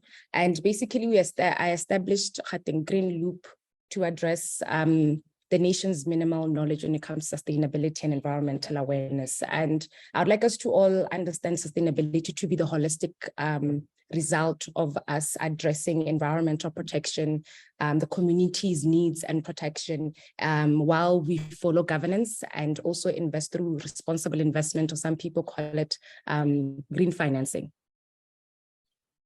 So our value proposition at Green Loop is to connect people and communities with nature, while we contribute towards conserving the environment and protecting it for future generations to appreciate. That speaks to sustainability. That's what sustainability is. And we inspire and empower a nation to be proud of their eco-friendly contributions. That's a picture of my former BAC attaches I had. Every year we take on board a number of BAC students because we're a layer client. So I teach them basically about entrepreneurship, the challenges of it, how it's not all rosy. I don't look like my problems, but I have problems and challenges. And yeah. Our customer values are focused on sustainability, of course, which is based on the United Nations Sustainable Development Goals. Those are the ones that guide us. And we enforce a lot when it comes to 3 Rs, the reduce, reuse, recycle, and of course, health and governance. These are some of the packages I think, BEM ordered from us a couple of years ago. So they're one of our clients for sustainable packaging. These were hampers that the Minister of Agriculture was actually taking to Namibia. So basically our vision at Green Loop is to contribute towards Botswana addressing the United Nations SDGs by 2030, which is possibly now moved to 2050 because we're not even 50% to target or 70% to target as per the conversations that we had a couple of weeks ago in New York. And our mission is to sensitize the public and encourage Botswana to be a zero-waste society. Because remember, this journey is not something we're doing for Lindy, we're doing it for myself, but I'm doing it for my country. I always say I'm a patriot. I love my country, so I think I'm a civil servant in the position I am right now, because Green Loop is basically selling products and services that the country doesn't understand, but we shall not give up, and we continue to move in the journey towards sustainability. And right now, thank God, it's the peak season of everyone wanting sustainability frameworks, sustainability training, and we've acquired so much knowledge on it throughout the 4 years of existence. We turned 4 on the 18th of September. So why do companies choose us? We have a lot of audience from international countries because they understand sustainability before our own. So right now, this is only when the topic of ESG and sustainability has come to light in Botswana, and everyone is now asking and wants guidance or needs guidance to know where to start with the different sectors. So we are basically a pro-eco company. We are registered with the Green Building Council of South Africa. All members of the company are. So our holistic approach towards day-to-day running of the business is directed towards green investment approach and us advising our clients how they can invest responsibly, evolve in sustainable strategic solutions. These are some of the, these are the services we offer. And we've always had most of these services. When I started Green Loop, I'm a futuristic thinker. So business is all about thinking longevity. That's what sustainability is. So throughout the years when the company was growing, I was activating each and every department, looking at the market needs and if we are there.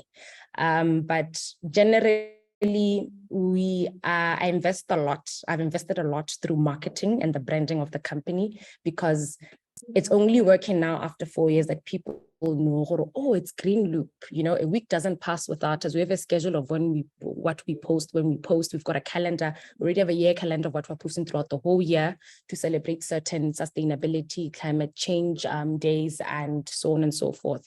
So by nature, because I'm a certified environmental practitioner, we carry out environmental impact assessments, which are the ones that help us know how certain businesses that would like to be started in Botswana are going to affect the environment, the communities, and also are governed through certain compliance or legislation that's been implemented in Botswana. Under environmental impact assessments, we automatically have GIS services, because we develop maps when we are developing the EIAs for topography, for vegetation, to just understand the area of which we're studying. And we have started actually capturing data through drones, because we're trying to move to the digitalization of environmental impact assessments. As I'd been saying, we also offer environmental social governance consultancy, the development of the framework, the implementation, the integrated reporting on an annual basis, dependent on the sector or the business. With the partners we have in Switzerland and Italy, we offer ESG and sustainability training and awareness for corporates and individuals, and the government as well. When I started Green Loop, I noticed that where I was, the company department has shut down. I got retrenched because there was no cash flow, right? Because the market was not doing so well for EIAs. So when I started Green Loop, I thought, what department can I start that works hand in hand with what I'm doing, that could keep the cash flow up? That's where I came up with the sustainable packaging. So I would design certain products, and then I would manufacture them through our neighboring countries, South Africa and others. And that's how I started the biodegradable packaging department for cash flow, that when I'm waiting for a particular client to pay the project, there's something that's bringing awareness, phasing out foamer packs and plastics. I can educate on that, and also merge it speaks to what our mission and vision, basically.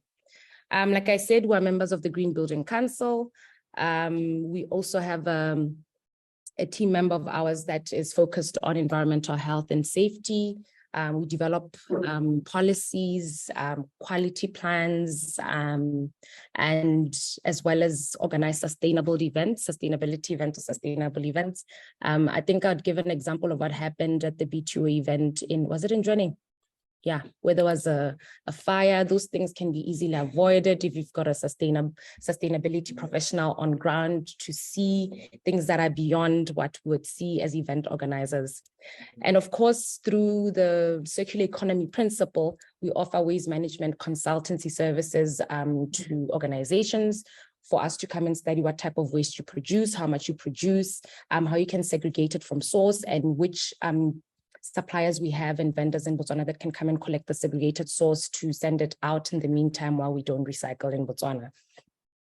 And like I mentioned, we carry out the EIA. Those are the ones that govern basically myself as the lead sustainability specialist to understand how to develop an ESG framework, because an ESG framework, sometimes you develop it with matrices, which are the sometimes similar matrices that we use to assess the impact of a project when we're undertaking EIAs or EMPs or SARES.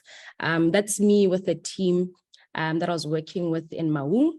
So the last environmental assessment, the biggest one we've done, which completed early this year, was the Maung Green City development plan for the next 20 years, the Maung development plan for 2021 to 2041. So I was the lead specialist for the strategic environmental assessment, because the government is trying to turn Maung into the first green city in Botswana as a pilot study.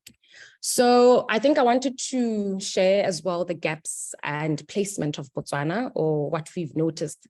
I think as Monkorina Abua, research is very important, and I'm a researcher by profession because of my profession. I talk facts, right? So we do a lot of research and we study. Do you know the type of emissions that we have in Botswana? So we get to read a lot of articles meteorological department so that we can write facts and see how we can assist the country moving further as a private entity.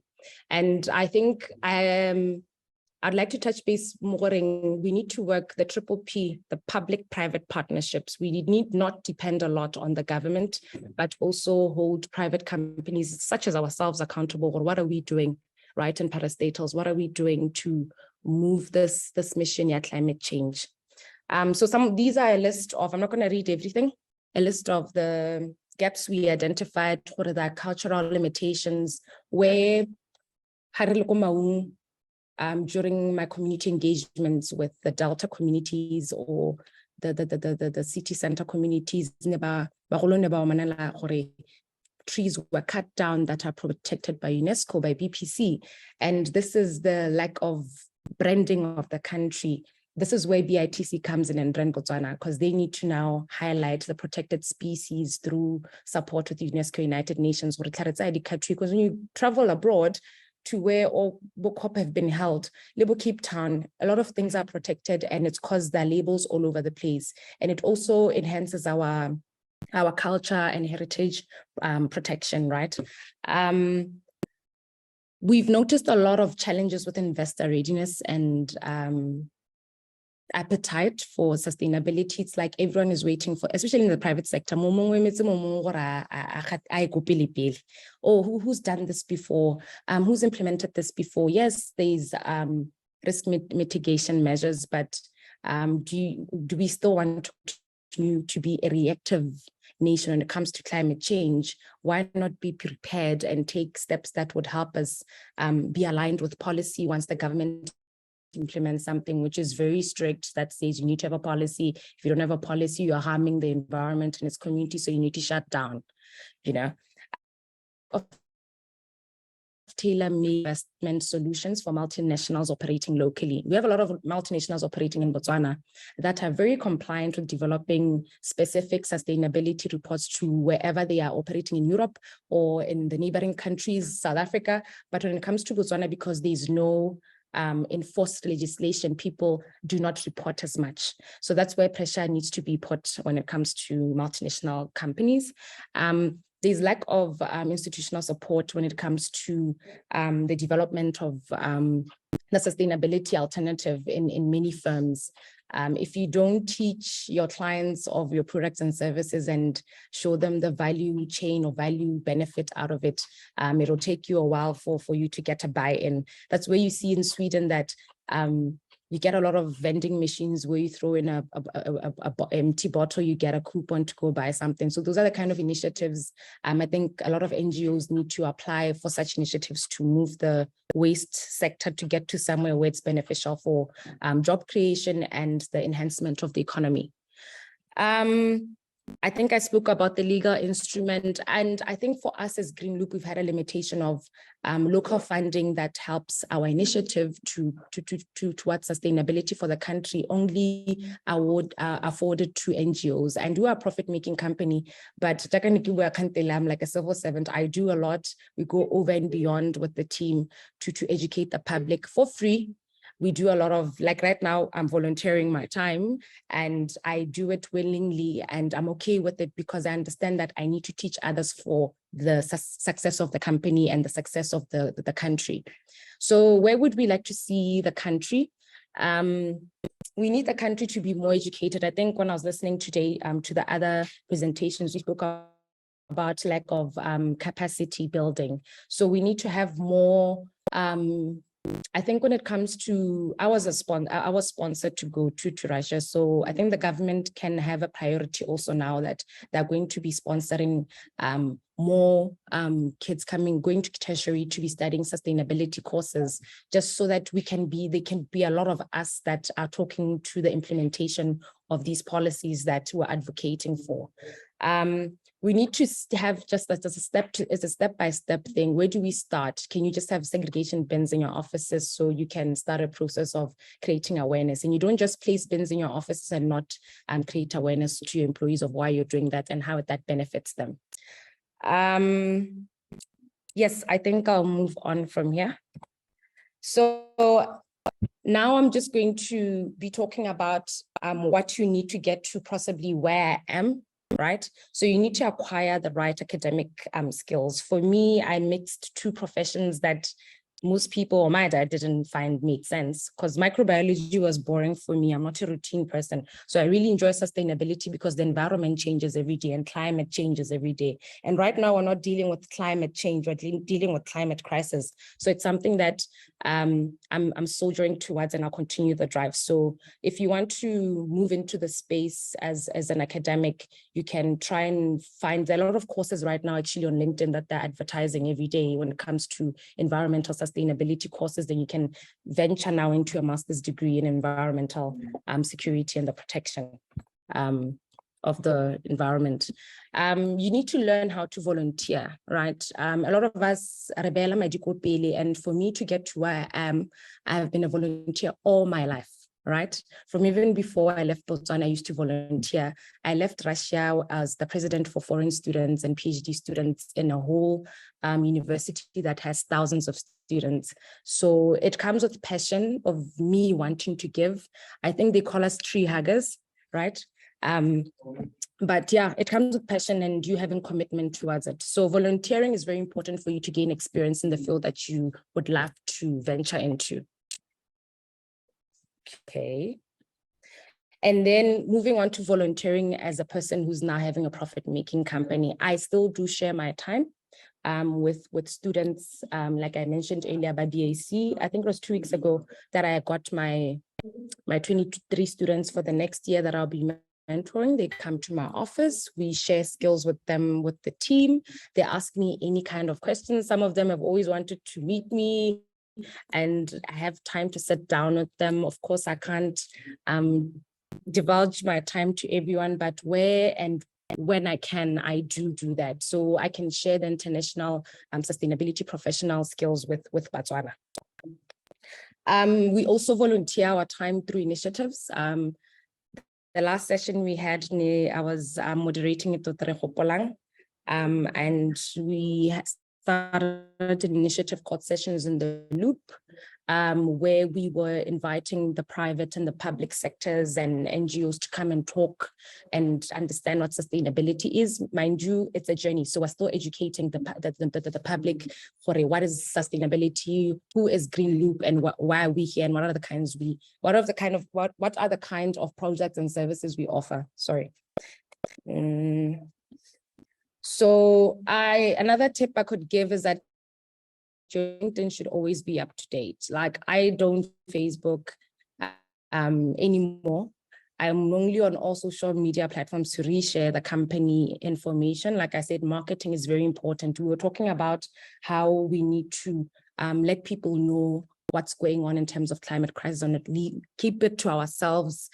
So we do that through sharing posts. If you go to my LinkedIn page, I make sure that every week there's something I share about where I presented. Like this week, I'll be sharing a post, the flyer that I was presenting here, and also sharing knowledge of what we discussed and what that means for Botswana, what that means for Africa, and what that means for the world at large, right? So your LinkedIn needs to be always up to date.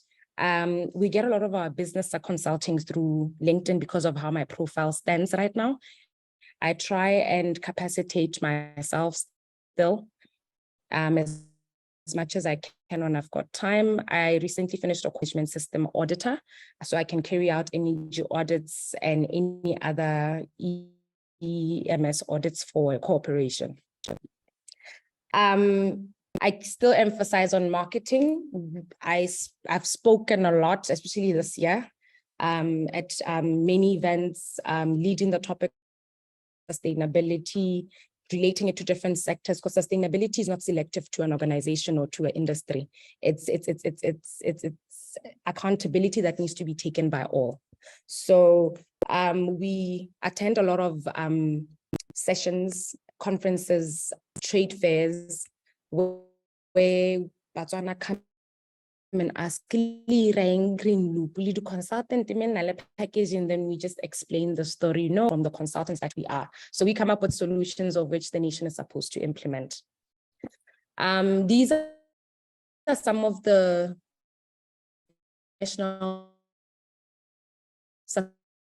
sustainability market opportunities you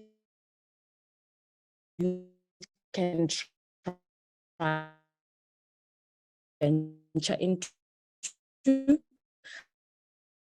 but not limited to list them in Botswana because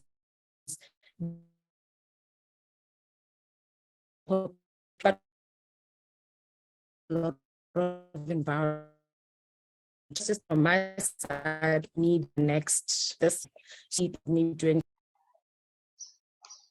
Oh, we seem to be. Oh, okay. We seem to have lost Lindy there, but I think she was nearing the end of her presentation, and I'm glad that we got to see the. I'm glad that we got to see the the list of opportunities and the way in which she crafted her story with entrepreneurship within sustainability around what her experience has been, because sometimes it can be a little alienating when someone is talking about something in theory, but she let us know what kind of challenges she's faced and how she's been able to mitigate all of those. And also glad that we invited her because she's very solutions oriented. She anticipated cash flow challenges and as a result then put measures in place, also anticipating that it might be a bit of a challenge and she may have to create her own market. Looking at Botswana, we are a little behind when it comes to issues of sustainability. So if the market is not ready, then ready the market for yourself. The way in which she has been able to also merge social enterprise. We don't have we don't quite have a category like that when you register Botswana, but it's social enterprise. Although they are profit making, like you said, we're a civil servant, and if you're looking to develop the country, then to some level you have to be a servant of people. You have to be a patriot because you're looking to serve your country. And yeah, I think she might have I been able to disappeared. rejoin us. Linda, are you back with us? Yes, I'm here. Sorry, I don't know when you lost me. Okay, so we lost you at the list, and while you were away, I was just appreciating how I was appreciating the angle you took of sharing ecopreneurship in Botswana through your experience, which has been very practical. And thank you for the list that you shared with the opportunities. Can I give you 2 more minutes to wrap up the presentation? Yes. Could you please disable participants' screen sharing host? I will have to make you co-host. There we go. You should be able to share now. All right. Very okay. Okay. Oh gosh, sorry about that. No problem. Yeah. There we go. Okay. Yeah. So I was 2 just minutes. saying for I was just saying for you need to just have a look and see where you can start. What is the most easiest thing for you to do? Like what I did with the biodegradable packaging department, I started importing, but now I'm looking forward to starting a plant because I needed to learn the product and see how the market reacts to it before I could invest a lot of money. So that's where we're going right now is Green Loop in terms of expanding the biodegradable packaging department. So my last message to everyone is that you need to identify a gap. You need to start somewhere. for you to get somewhere. And this only happens when you've got focus, drive, consistency, and support. That's me when I started. I didn't have a job. I was retrenched in 2020. I was collecting glass bottles for free using my parents' vehicle. And I stored them at my dad's farm. And now this is me. I'm located in Sotlwa Retail Park, Unit 9. And I'm right now managing multiple entities, and I'm just always looking forward to what God has planned for me and what I've got planned for myself. So that's about it from me. Brilliant. I hope you could see when I was snapping for you. Absolutely brilliant work. I don't think we have any questions. But in the interest of time, if we don't have any hands, I think we're going to segue straight into green jobs, which speaks exactly to this. We've got entrepreneurship and we've got green jobs. So with our next presentation, they will speak to green jobs. Again, Lindiwe, thank you so much for joining us, and thank you for that presentation. We did see that there's a bit of a disclaimer that we can't share your stuff without permission. So we'll be in touch, and if we get that permission, we will definitely be sharing Lindiwe's presentation as well on the YouTube page. And now, thank you so much for your patience. Otata Udweze Monte from Mebala Studios. She will be sharing on green jobs. Otata, are you with us? Dumelang, I hope you guys can all hear me, yes? Thank you, May. Emma, we can hear you. Let me just make you co-host so that you're able to share your screen. There we go. Although we're running behind schedule, I'd like to assure everyone that we'll try and catch 12. So you don't need to start moving your plans yet. 12 o'clock, we will have gotten the knowledge. We will have hosted LCOY and we'll be out of here. Otata, please go ahead. Okay, thank you. I just wanted proof of visibility, just in case you guys are wondering, this is me. But also to make sure that we're not gonna have any connectivity issues, I'm just gonna cancel the video. Hope that's okay with everybody. And I'm gonna try to share my screen.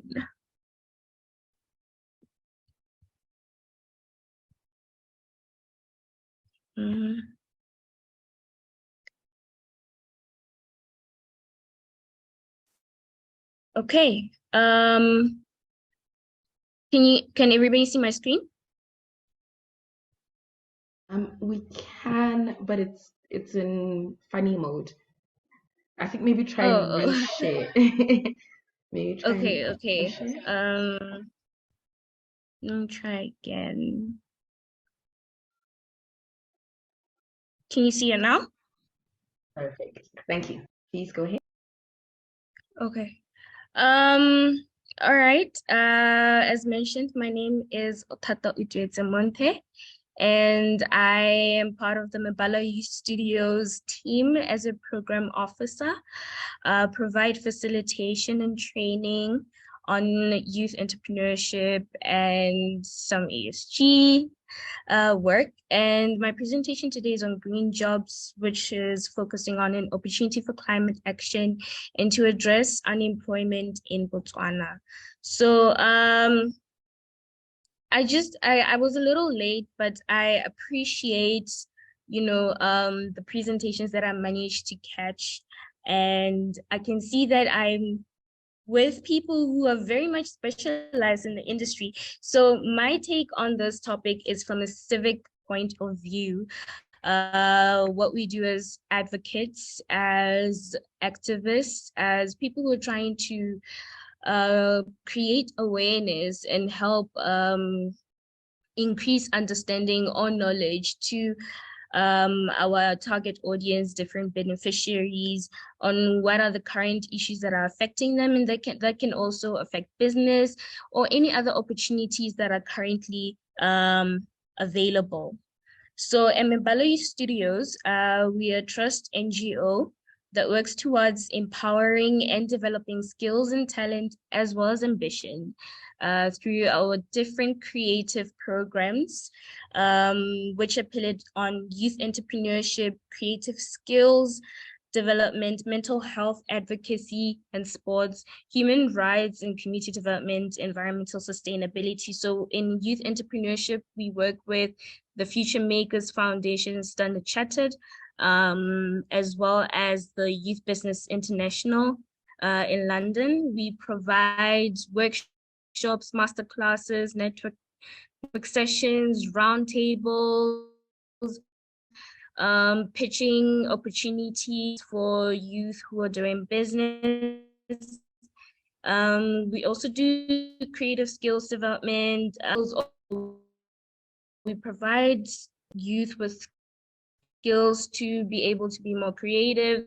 This could be fashion and textiling, painting. We do a lot of painting. We had Mirrors of Hope advocacy challenge.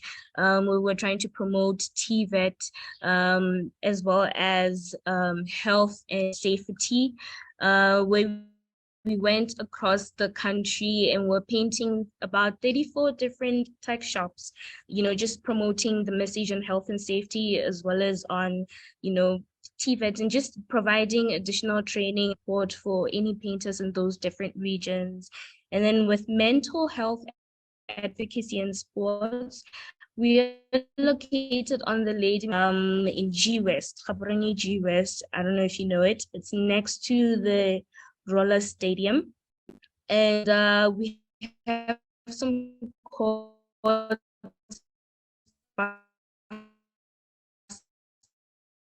basketball courts. We have skating,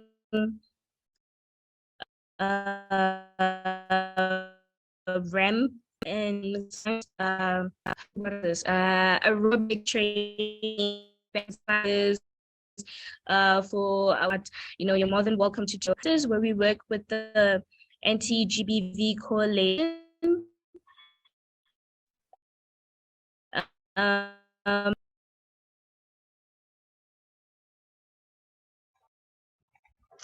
All right, it looks like the internet is not working with us today.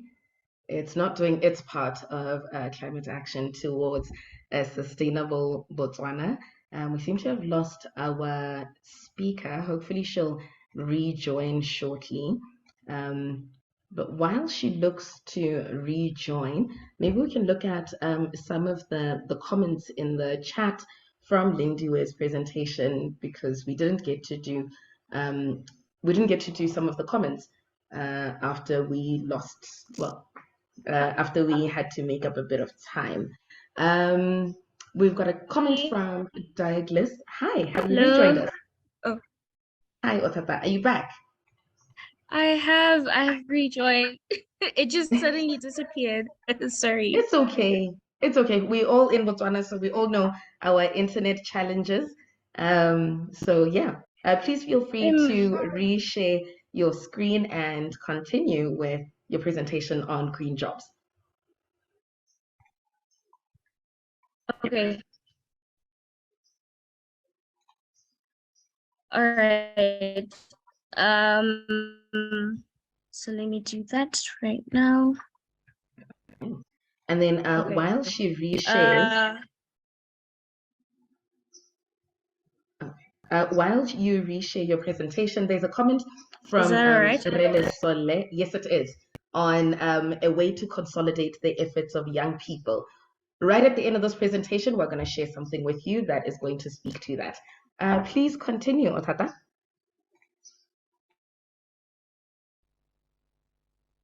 All right, thank you.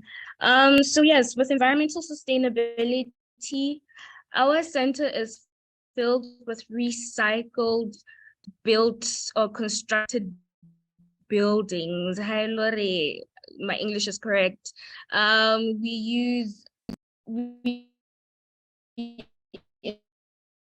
incorporate if you know, when I first started, I'm in a room with thatched roof, tires, glass bottles, and then also when it comes to decorations, we're also using recycled material, just to show our love for the environment. And just recently, we also installed solar.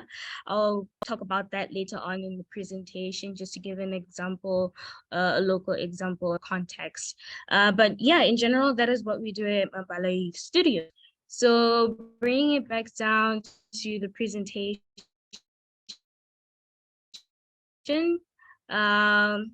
I'll talk a little about jobs in Botswana and also discuss the benefits that are available when it comes to green jobs. And in understanding what green jobs are, like I said in the beginning, I'm talking with people who are mostly or predominantly specialized in environmental sustainability. So we're talking about job opportunities that contribute towards environmental sustainability. And green jobs obviously are jobs that are recognized in a green economy. So you might be wondering why I put a star at environmental sustainability. For me, when I'm thinking about green jobs and as a result, green economy, I'm thinking about sustainability as a whole. And sustainability has more to do with, is not only to do with environmental sustainability, also we need to look at social aspects and the governance aspects of sustainability. We cannot flourish in one point or one part of sustainability while the other parts are left behind. This is why even when we're talking about for instance, a compliance officer who ensures compliance with water, gas, oil, and energy production, as well as usage regulations and laws are being adhered to, or when you're doing whatever project it is that you're doing as a company or as an organization or as an individual. But this cannot, or this individual cannot succeed in their job if the government or our ministries do not recognize the necessary policies that can support clean energy, that can support for compliance with proper usage of our natural resources, right? And that's governance. And at the same time, when we're talking social sustainability, what we're saying is green jobs and a green economy cannot be effective enough if we don't have the necessary people, the necessary diversity and inclusion groups talking about green jobs and the economy and upskilled enough to be able to be part of the conversation, right? So that is why I highlighted or rather bolded environmental sustainability. Personally, I feel if we're talking about opportunities in a green economy, then we need to consider that there are different factors that contribute towards a successful green economy. And in order for us to be able to allow this flourishment to take place, we need to engage in conversations with these different people. It would be a very difficult target to achieve when speaking to silo practice in a green economy or having a green job or environmental sustainability. You will need multi-industry support. You will need governance and social sustainability support, and that is ESG, right? And then with having a green job, it's very important for you to practice opportunity recognition, and I think there's a lot, statistically, I might be wrong. I stand to be corrected, but I doubt that majority, say 70% of the population of Botswana understands that there are opportunities for green jobs in Botswana, because practicing opportunity recognition means that you need to be aligned with the 3 factors that can allow you to say that here, when we're talking environmental sustainability, when we're talking ESG, this is a feasible niche for me to be able to say I have found employment, or socio-economic, my socio-economic status has been uplifted in somewhat way, or my livelihood has been uplifted in somewhat way, right? These 3 factors, I would say personally, is obviously knowing a bit more about the industry that we're talking about, engaging in active research, and also being alert of any other opportunities, because if you know about the industry and you are doing your research, even algorithms, thank God for data miners, algorithms will guide you towards the necessary alerts or prompts that can be able to link you with you being able to identify that opportunity and seizing that opportunity. Hopefully, if you are a proactive person, or if you have someone who nudges you and says, listen, you need to apply for 1, 2, 3, 4, 5, right? This also includes school opportunities, upskilling opportunities, class opportunities, right? Not only just a job opportunity. And so when we're looking at the green economy and now bringing it back home to our little situation here in Botswana, it's very important to know that we are talking about a green economy that is a newly emerging, steadily, rather not even steadily, like quickly growing aspect of doing things, or way of doing things, whereas it is finding another situation in our country, and that is very high unemployment rates, and as a result, very high socio-economic issues at an individualistic approach, right? So many people don't have jobs. So many people are considered poor, or the livelihoods are suffering, right? And now we want to bring in this whole aspect, this very new aspect that is gaining so much momentum in the country, of having a green job in a green economy. And what does this mean for a lot of people? These are questions that you need to ask yourself, and these are questions that you also need to ask the people that are around you in this industry. What does it mean for the person next to you? What does it mean for you as an individual, and what are you actively doing about it? And that is why I specifically talked about opportunity recognition, and knowing that opportunity recognition is not just you sitting at home, unfortunately, or sitting in this webinar and listening to us, or the different speakers talking about what they know and what they're advocating for and what they're doing, but it's also you now making an actual action. And I loved what the previous speaker mentioned in regards to volunteering. I'm also an individual who volunteers way too many times. Sometimes it takes so much from me, but volunteering has also taught me a lot, and has also given me access to so many opportunities, you know, and it's also something that we see a lot in the civic sector. So I urge you, do something, right? And then, you know, when it comes to also a greener economy, there's already, the International Labour Organization already recognizes that the social and labor market policies are going to need to change so that they can complement the economic and environmental policies that are coming up with a green economy, right? So that they can buffer the downside risks of the transition that also was mentioned by another previous speaker, right? So there's gonna be a need for positive progression at a national level, which will also depend largely on policy coordination and prior planning, including retaining employees and upgrading of skills. So it's not just knowing that there are high unemployment rates, but now we're looking into green jobs and a green economy. So we're gonna let go of these employees, and we're gonna call out for job applications.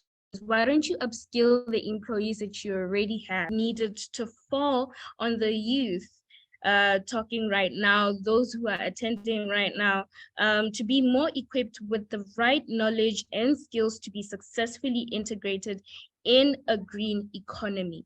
It's very, very important so that you can rise above the changes that are currently happening and which are very, very fast, and also know that you are able to improve your livelihood conditions and overcome the socioeconomic issues that are currently happening. So when we're talking about green jobs in Botswana, these are just a few examples. This is me coming in once again from an advocate civic sector point of view. So some of you, feel free to comment on the chat, may know more green jobs in Botswana that I don't know about. Renewable energy, solar panel installation, like I mentioned, I'll talk more about it, but we did giving an example, agroforestry. The YDF applications were open and there was very, very detailed about the different agricultural projects that they'll be taking. And agroforestry was one of them, you know, hydroponics as well. It conserves water, it reduces use of pesticides, it reduces land usage. This is a different way of being green as well. Conservation and wildlife management, there are researchers and conservation educators, environmental education and advocacy, waste management and recycling. And I really want to stress on environmental education and advocacy. Guys, talking amongst ourselves is not going to help. Talking amongst the same group of people, the same faces, is not going to help. You need to actively go into different spaces that you never went into before, and maybe step back from the earth, talk about green jobs, talk about sustainability efforts that they can also do. You know, because if we don't do that, you really need to ask yourself the question of, are we really advocating and are we really promoting environmental education in this regard? And you know, you might find that traveling a lot of these environmental issues are taking place there. A lot of these sustainable challenges are taking place there, you know? So we to new places. And if we're gonna continue having them in urban areas, then at least elevate them, increase the intensity, increase the approach, you know, and show that this is now a different level of people. You know, there's grassroots, there's advocates, there's educators, there's trainers, there's skills, vocational skills development. Do something outside your usual scope. If you are feeling that maybe you're facing constraints financially, look out for funding, look out for grants, engage in research grants. You know, these will help you to be able to expand beyond your current reach. If you don't do that, we're going to keep talking about the same thing with the same people. You know, for instance, even the International Labour Organization reports, and again, you can go ahead and find the statistics online. It also reports that a lot of women living in rural areas are considered poor, but these are also considered as the group that is most dependent on natural resources. In giving an example to Botswana, basket weaving in the north, right? But these are considered, according to the International Labour Organization, as particularly poor people who are living, whose livelihoods are below desirable, you know, yeah, they're facing difficult conditions. So you need to make sure that you are approaching these conversations in a different or fresh point of view. Like, what can we do to improve these situations? To the ladies in the north, or the cooperatives in the north who are doing bucket weaving, what can we do to help them to be more sustainable and to help them to contribute even more to a green economy by creating more green jobs? Because clearly what they're doing is great. We love it. It's promoting culture and heritage, but also how can it last longer, right? And then when we're talking about skills shortage, with the green economy quickly growing, obviously new skills are needed. The different new technology that is being created or innovated and brought into the space requires application, adaptation, maintenance. It requires training and development. People need to be upskilled to be able to handle this technology, and it does not come cheap.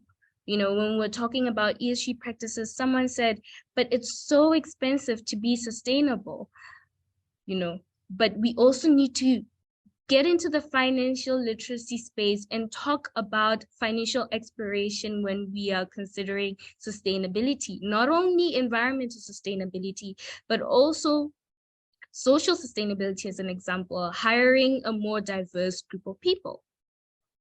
How are you going to make sure that you are making a sound financial decision, but also at the same time considering sustainability, right?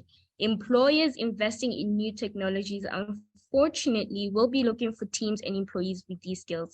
So upskill your employees. You don't need to fire them.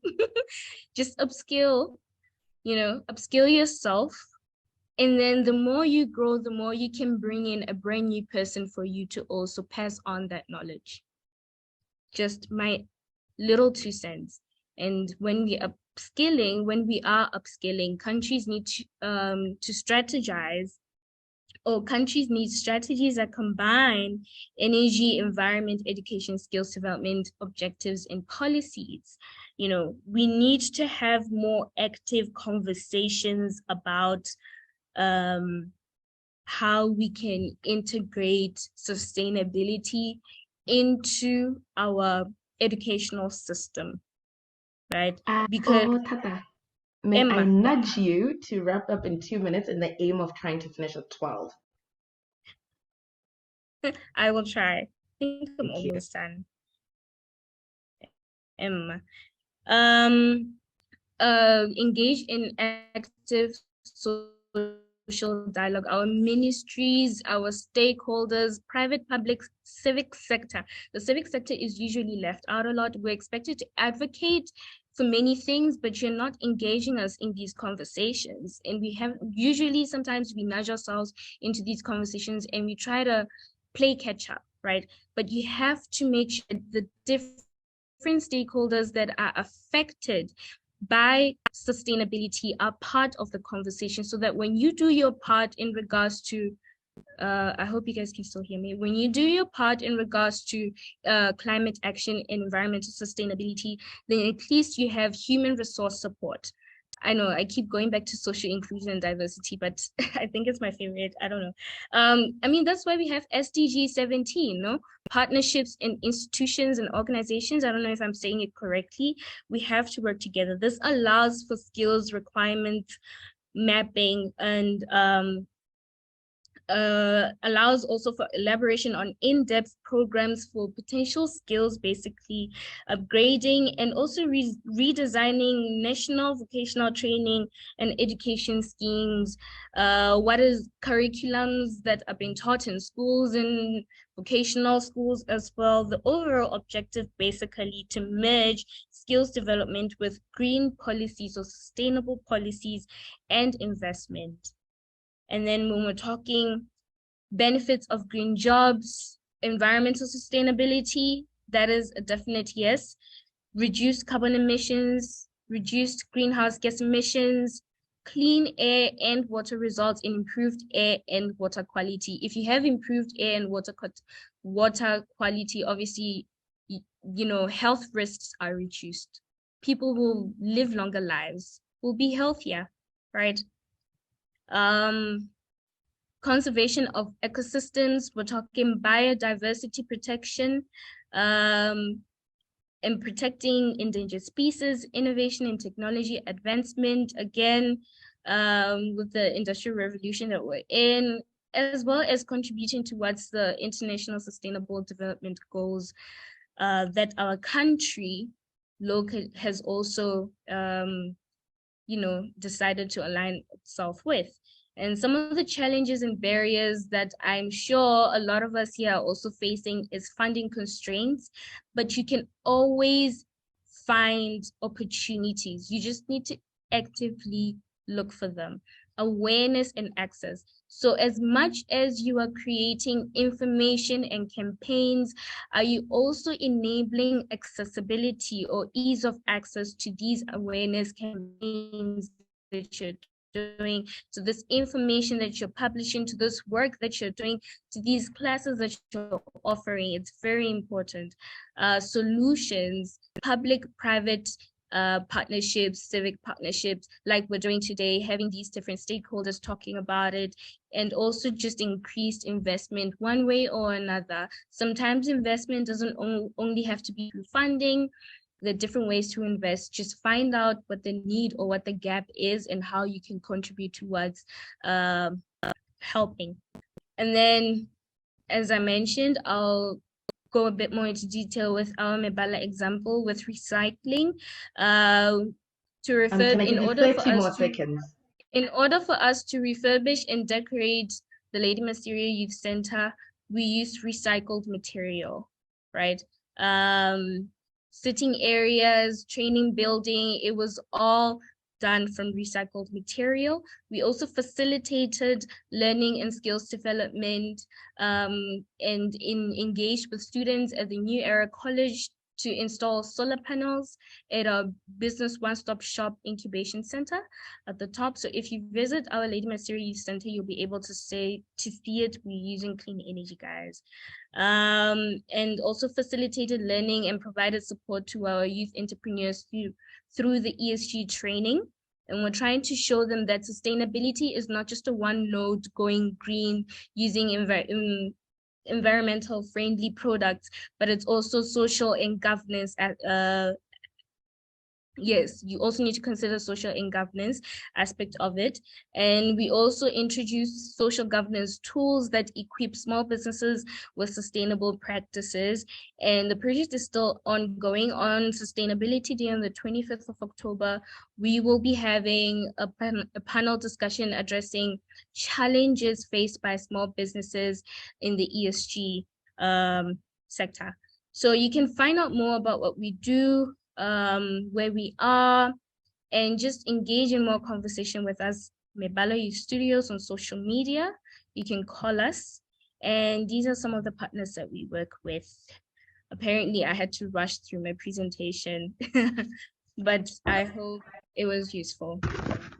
It was very useful. Thank you so much, Otata. It was very useful, and something that really resonated with me was the point that you made on new approach. You said new approach, you said new skills as well, and upskilling. And what that made me think of is, with young people, it's such an advantage, because sometimes we complain that for 10 years, we're told we want 10 years experience, and you haven't even been out of school for 10 years. So we're now working on almost equal footing, where it's a new space. So everyone has just arrived, and we've got an opportunity to be leading experts on some of these brand new topics.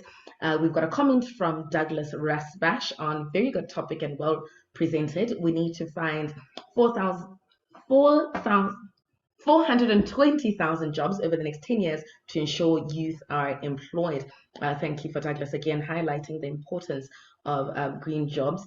It doesn't look like we have any questions or comments, but I will definitely say that Mebala Youth Studios are doing incredible work in terms of getting young people into jobs, in terms of capacitating them, preparing them, vocational training. If you've got any interest in how you can support them, how you can work with them, definitely look them up on Facebook. You'll also see some of the work that they've been able to do, some of the partnerships that they do. I'm a big fan and in awe of the work that they do. So as we come to that, we'll now come to the end of I'm going to start to wrap up now. So here we were to share some of our key findings. We'll share them in a document. Our output document will also be shared via email. But one of the things that we really found, the thing that was repeated often, was the need for collaboration, the need for access to information, access to opportunities, and access to resources. And as an immediate response to that, what we have done is we've created a Facebook group called Youth for Climate Action in BW. And the idea with this is where we will share all those opportunities that we come across.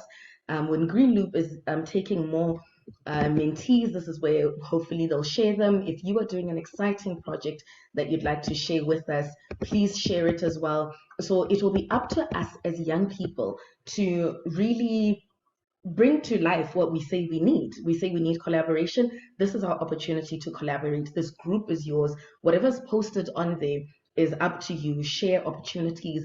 Go on there to look for opportunities. Share what you're doing. Share access, how you've been able to achieve some items, so that we also know what we're able to do. If you look at this, this is a group that was shared, opened 2 days ago, just after, 2 days ago, yesterday, looking at the call for young people. So this is an opportunity to show up for ourselves. Thank you so much to our presenters. And as we wrap up, I'd just like to say a huge thank you to my colleagues who I had the luck of doing this with during, who we've been working together now on this for the past couple of months. It's been long days and long nights. Thank you to yourselves as the young people on this call. You've really shown up. From when we called for volunteers, and we got nearly over 300 volunteers in 3 days, and then our first webinar, we had about 300 young people again registered. Second webinar, again, even here we've had hundreds of young people register and show up. We've shown up for ourselves. We've shown that we do want to enhance youth leadership and climate action for sustainable development in Botswana, and now we need to do it together, and hopefully this will allow that. Thank you so much to the presenters who took their time, none of whom were paid, because as you know, we're all here for free. None of you paid to be here, none of the presenters. It was really out of the goodness of their hearts and tapping into their belief in young people and the role they play, and the importance the important role that they play in climate action and advocating for sustainable development for our country, and saying that although I've got this that I could do, I will dedicate that time to not only preparing a presentation for young people, but also sharing my knowledge with them. It wasn't easy by any means necessary. It was a very challenging journey. No one here has been paid.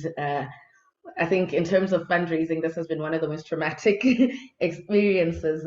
We've had calls among ourselves where we're almost in tears, but because we decided that this will happen by any means necessary, if we can't go physical, we will go virtual, but we will bring together young people.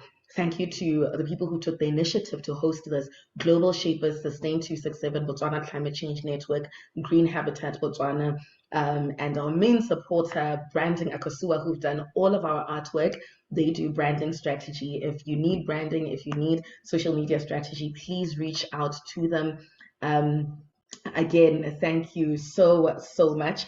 Remember that the power is in our hands as young people. We've been able to do this with almost no support from private sector, except maybe Green Loop, almost no support from government. We came together and made this happen for ourselves. This shows you what's possible, and this shows you that we can build onto that. Let's not let this be a conversation, and the responsibility is in your hands to make sure that this goes beyond this space.